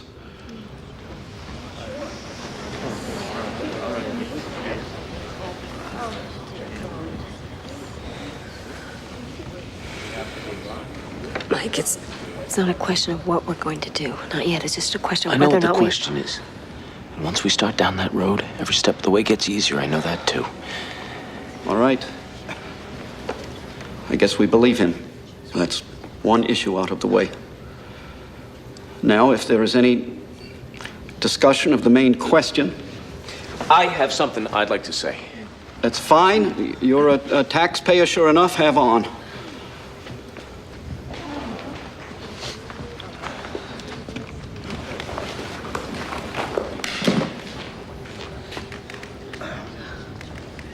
No.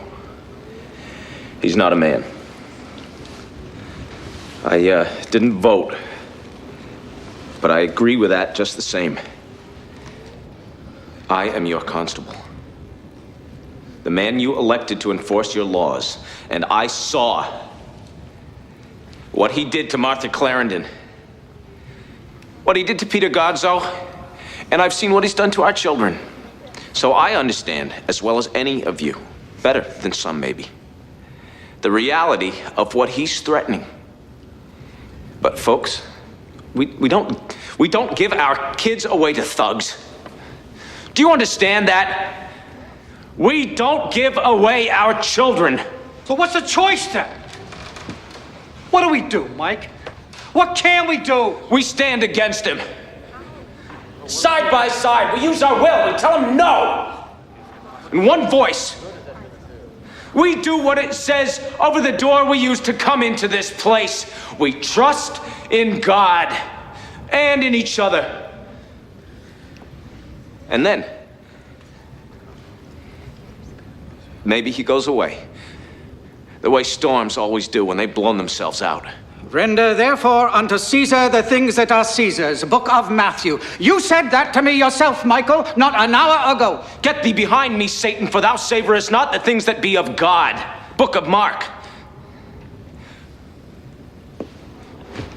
Folks, if we give up a child, one of our own, how will we live with each other? Even if he lets us live. By the grace of God. We've all got something to hide, Mike. Or maybe you're different. Oh, Jack. No, I'm not different. But this isn't like trying to live with a test you cheated on, or the memory of someone you hurt when you were drunk. We are talking about a child. Do you understand that, Jack? Michael, suppose you were right about sending him away. Suppose we put our arms around each other and we gather our will and we come out with a big collective no. Suppose we do that and he just disappears. He goes back where he came from. You saw our children. Now, I don't know where he actually has them, but I have no doubt that flying high above the earth is an accurate representation of it. They can fall. I believe that. All he has to do is wave that cane of his, and they fall. How are we going to live with ourselves if that happens? He could be bluffing. He's not, Michael. And you know it. You saw it. You speak as though he were going to kill the child, Michael. As though it were some kind of human sacrifice. It sounds more like an adoption to me. And a long life as well.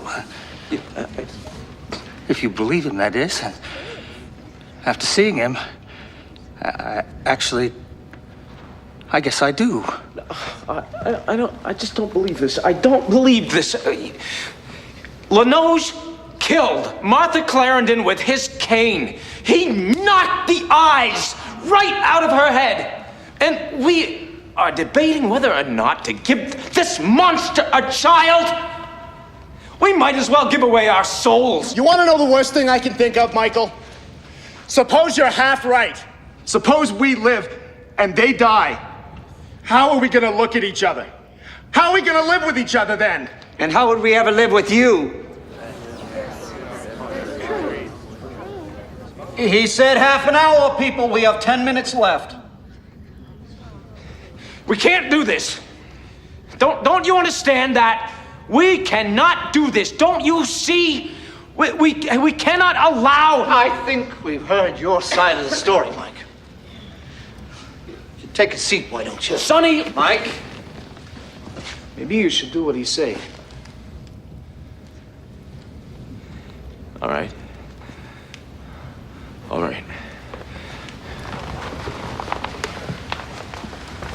You need to think about this, folks.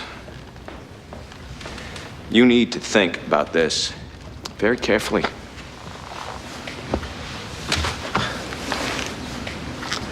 I need to go sit with Ralphie.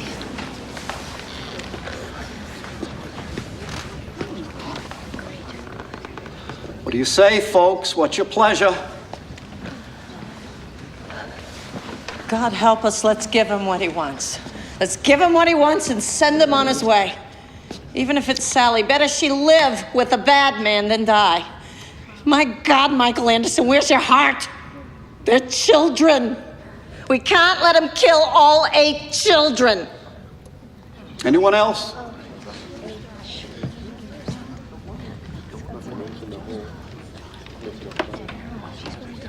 Don't.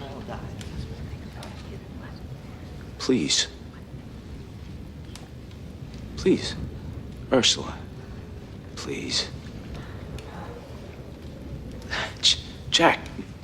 Robbie. All of you. Don't do this.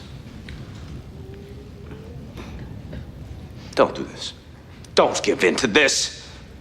This is damnation.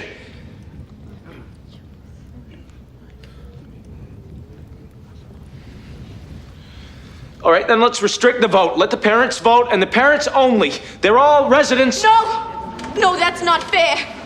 I raised her by myself. Oh, I've had plenty of help from folk on the island, including you and your wife, Mike, but mostly by myself. I shouldn't have to make a decision like this all by myself. What is a community for if it isn't supposed to help people when something terrible happens? When none of the choices look good? Couldn't have said it better myself, Lynn. For God's sakes, let's vote and have done. Call the question, Robbie. Let's call the question! All right, fine. But you understand this. My son is not a part of this. All right? Do you understand that? My son is not a part of this obscenity. Yes, he is. We have never shirked our duty, Michael. We've taken part in all the life on this island, and we will take part in this as well. You don't mean that, Molly. You can't mean that. I do, Mike.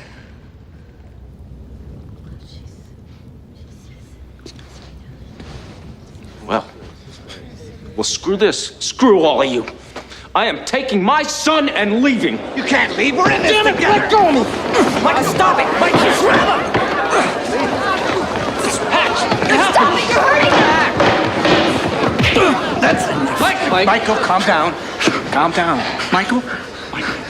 Easy. All right. Okay. I'll sit. Michael.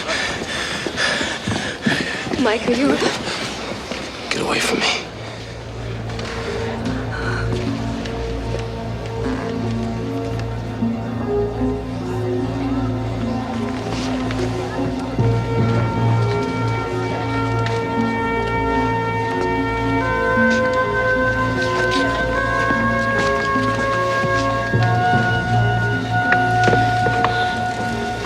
Mike, shut up, Ace. When you've had a chance to think about it, you'll understand. He'll come around. It's the only thing we can do. What else is there? Die for a principle, every one of us? You have to think about it. And if it's Pippa Linoge ends up taking it?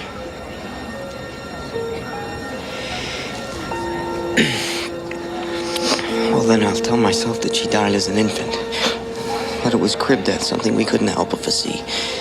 And I'll believe it. Melinda and I will both believe it.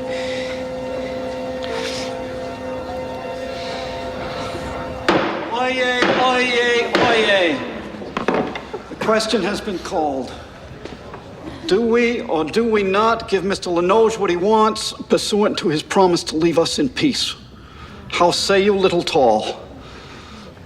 All those in favor signify in the usual way.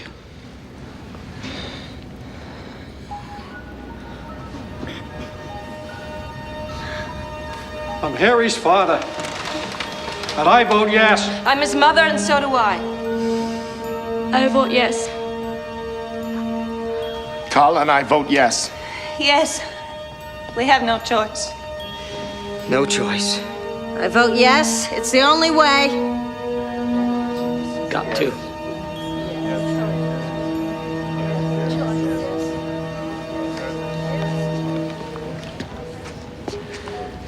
To lose one in life is better than to lose them all in death. I vote yes.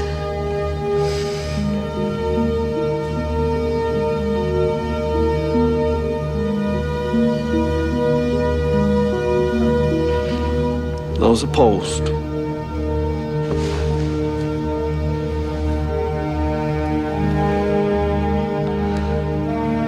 I count all in favor save one.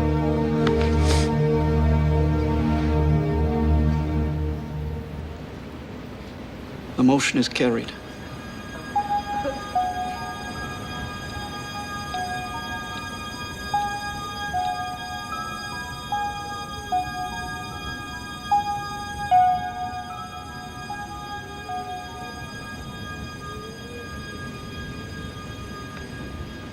Have you reached your decision?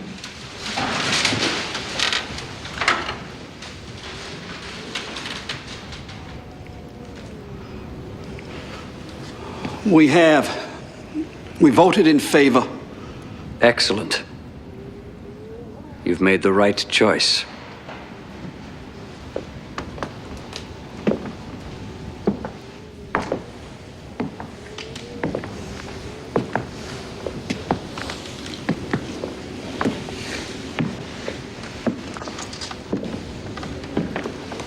You've done a hard thing, my friends. And despite what the constable may have told you, it's also a good thing. The right thing. The only thing, really, that loving, responsible people could have done under the circumstances. These are weirding stones. They were old when the world was young, and were used to decide great issues long before Atlantis sank into the African Ocean. There are 7 white stones in here, and 1 black one.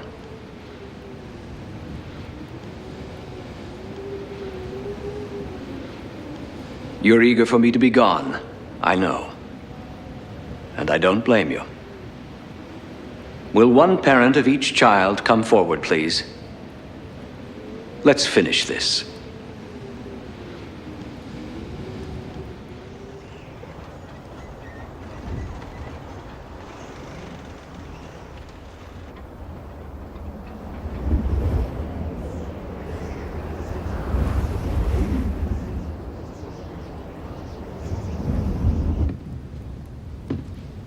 It's perfectly simple.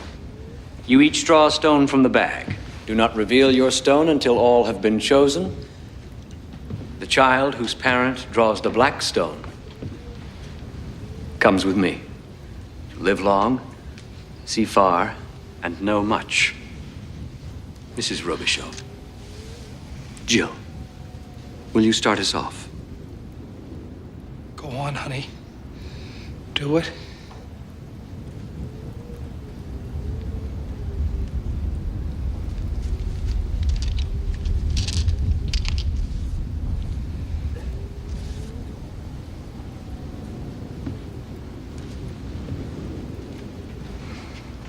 Mrs. Hatcher.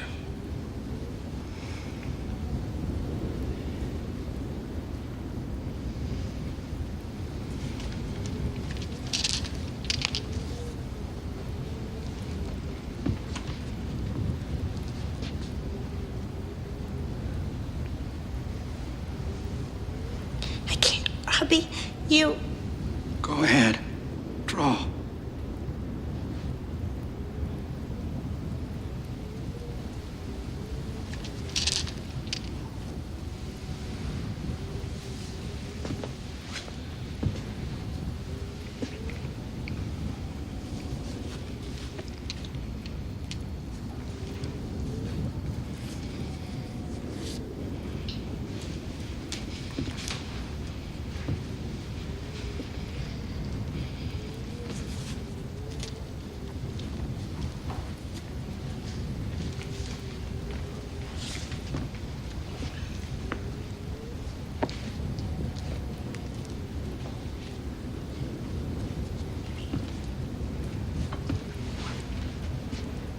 Ladies?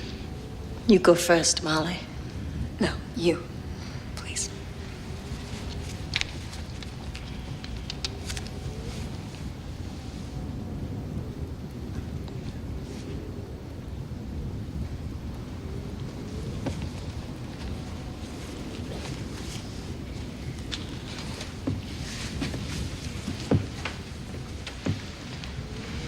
Well, my friends, so far it's gone very well. Now then, who has the courage to show first? To put fear aside and let sweet relief rush in to take its place. Come, come. Have you not heard the gods punish the faint of heart?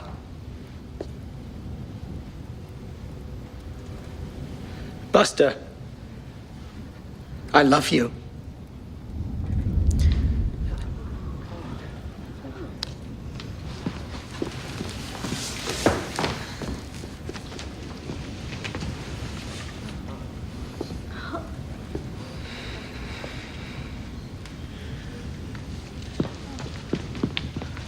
Show it, Sandra. Let's see. Robbie, I can't. I know it's Donnie. I know it's him. I've never been lucky.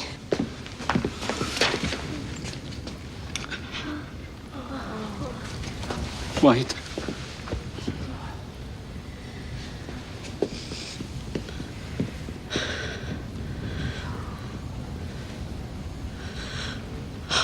Please, dear God, I beg of you, don't take away my Heidi.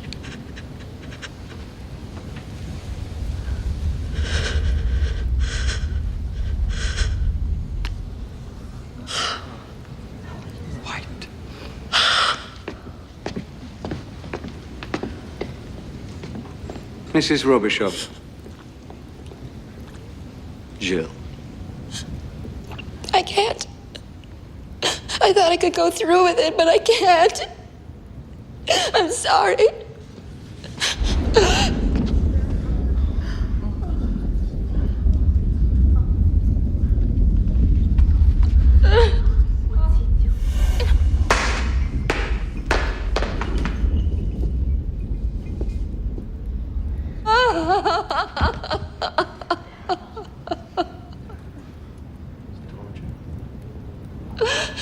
Mr. Bright.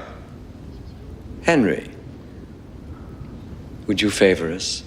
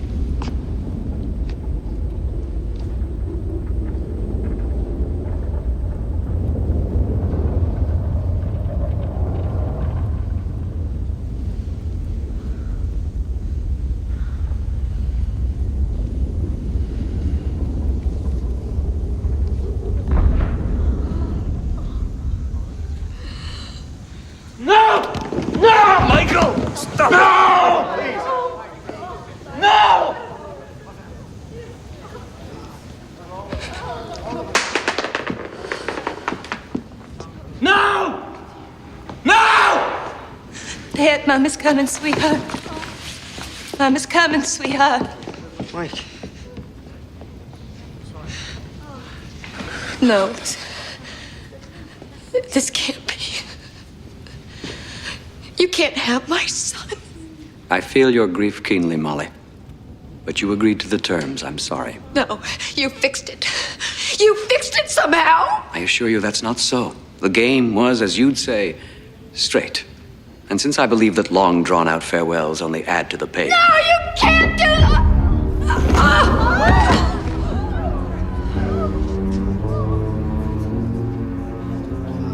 Ladies and gentlemen, residents of Little Tall, I thank you for your attention to my needs, and I now declare this meeting at an end with a suggestion. that the less you say to the outside world about our arrangement, the more happy you are apt to be. Although, of course, such matters are ultimately up to you. With that, I'll take my new protege and leave you to your thoughts. May they be happy ones.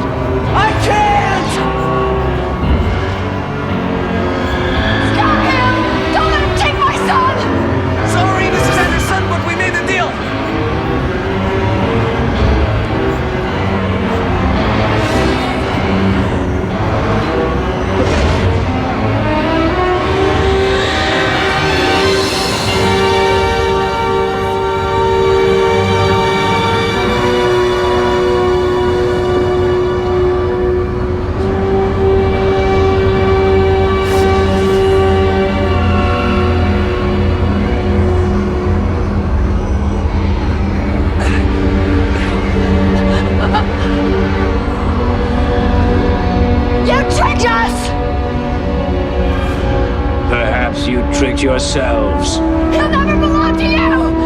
Never! But he will. He'll come to love me. He'll come to call me father.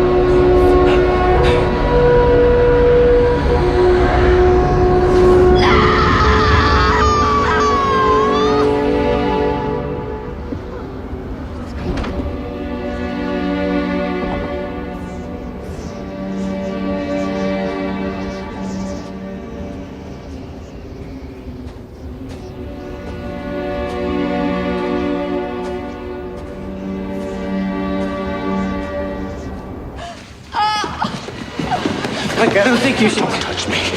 Don't ever touch me again, any of you. Any of you.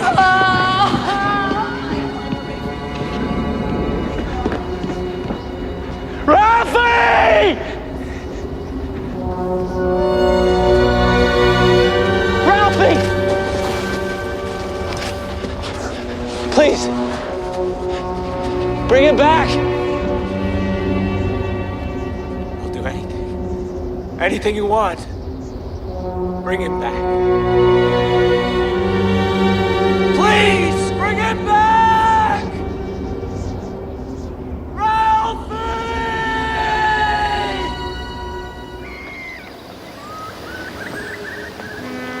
You and Mike haven't slept together for how long? 5 months. The last time was the night before the big storm. The storm of the century. When you lost your son. Correct.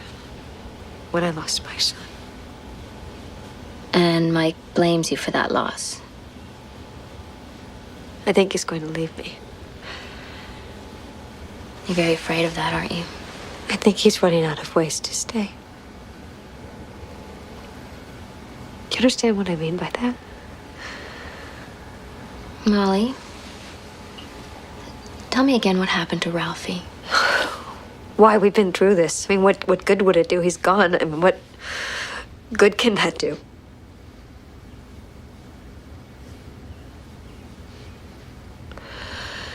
It was the second day we were in the town hall where we took shelter. The storm, you know, you can't believe how bad it was. I know, I was here. Yes, Lisa, you were here on the mainland. It's different on the island. Everything is different on the island. It was a mistake for any of us to go out, especially the children. We underestimated the storm. Several people wandered away and were lost. Ralphie was one of them. Angie Glover found her way back, but none of the others ever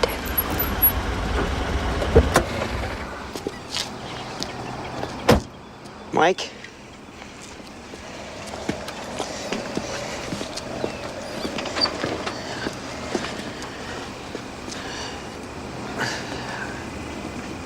If you got something to say, you better say it. The ferry leaves in 20 minutes, and I don't intend to miss it. Where you going? Mike, don't leave. Would it do you any good to tell you that I haven't had a good night's sleep since February? Would it do you any good to tell you that maybe we might have been wrong?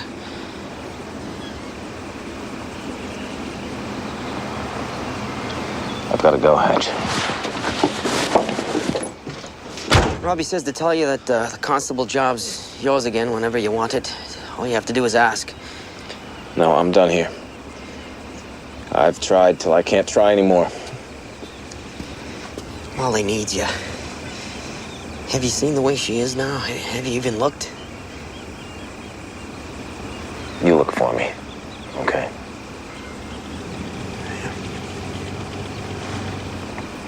Well, Linda's not doing very well either. She takes a lot of tranquilizers. I think she might be hooked on them. That's too bad. But you've got your daughter at least. You may not sleep so well. But you can go into Pippa's bedroom and watch her sleep. Any night you want.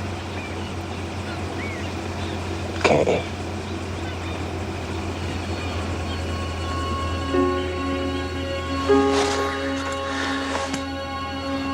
Good luck, Hatch.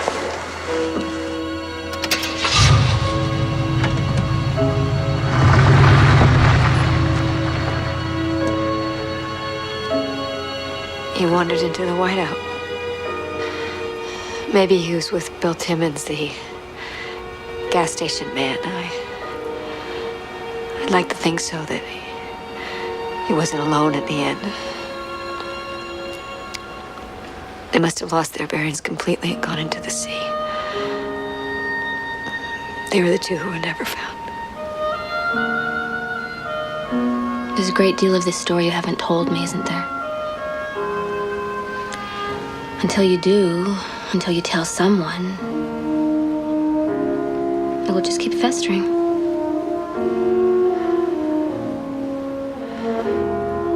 It'll fester no matter what I do. Some wounds can never be cleaned out. I didn't understand that before, but now I do.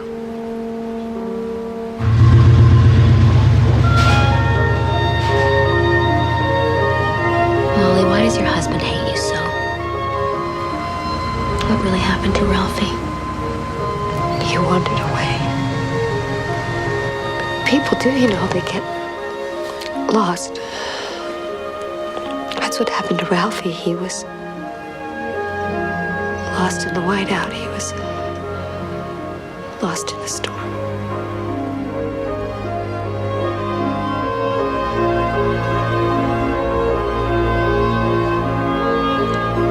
Nine years ago, that was.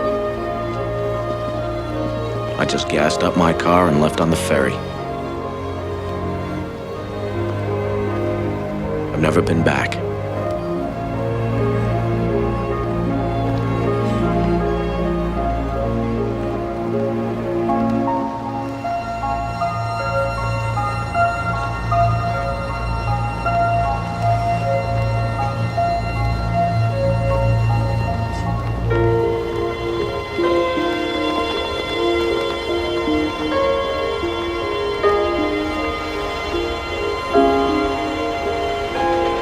All I cared about was that I had to wear sunglasses every night when the sun went down, that every mile on the odometer was a mile further away from Little Tall.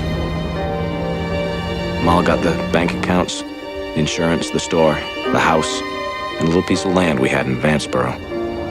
I got the blazer and a peace of mind. What was left of it.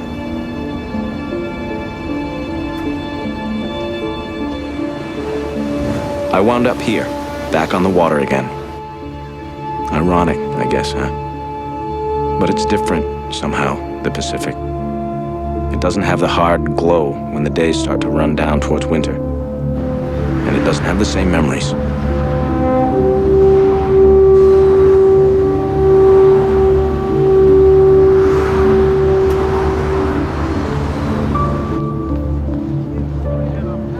I went back to school, got a degree in law enforcement and another one in accountancy. Thought about going after a law degree, and then thought again. Started out keeping store on an island off the coast of Maine and wound up a federal marshal. How do you like that? Sometimes the island seems very far away, and Andre Linoge is just a bad dream I had. Sometimes, when I wake up late at night, trying not to scream, it seems very close. And as I said way back at the beginning, I keep in touch. Melinda Hatcher died in October of 1990. Local paper said it was a heart attack. Ursula Godzo sent me the clipping. I don't know if there was more to it or not. 35's young for your pump to quit, but it happens.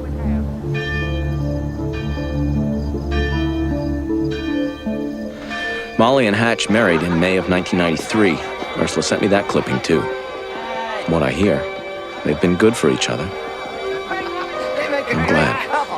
I wish them every happiness. I mean that with all my heart. Not everyone on Little Tall's been so lucky. Jack and Angie Carver divorced about 2 months after Hatch and Molly got married. Jack fought for custody of Buster. He was pretty bitter, I guess, and lost. He moved off the island to Lewiston, rented a room, killed himself there one night, late in the summer of '94. He left what little he had to a fellow named Harmon Brodsky, who lost an eye in a barroom fight back in the '80s. Robbie Beals rebuilt the old fish house on the town dock and hired Kirk Freeman to work there. Kirk said Robbie's wife Sandra came down there early one morning in the spring of 1996, dressed in a yellow slicker and red boots, and told him she wanted to go for a little row. Kirk made her put on a life preserver. He said he didn't like the way she looked. He said it was like she was dreaming with her eyes open. But what could he do? It was a mild morning, no wind, not much of a swell, and she was the boss's wife. They found the boat, but they didn't find Sandy. It was one strange thing, but they didn't know what to make of it.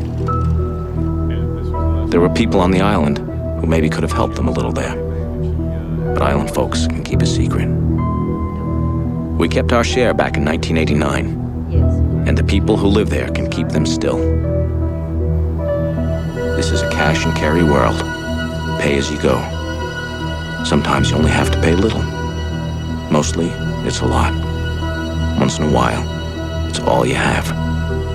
That's a lesson I thought I learned 9 years ago on Little Tall during the storm of the century.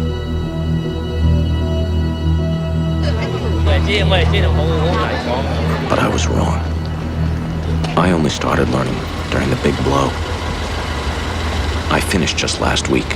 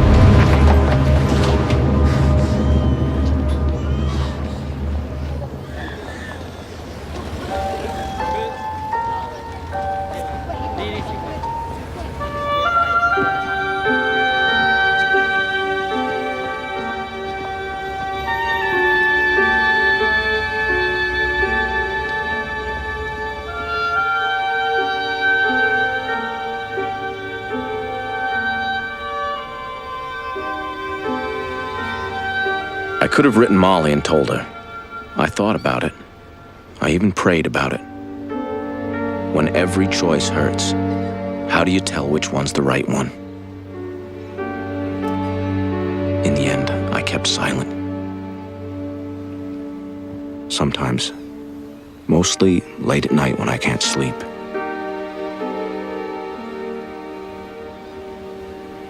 I think that was wrong. But in daylight, I know better.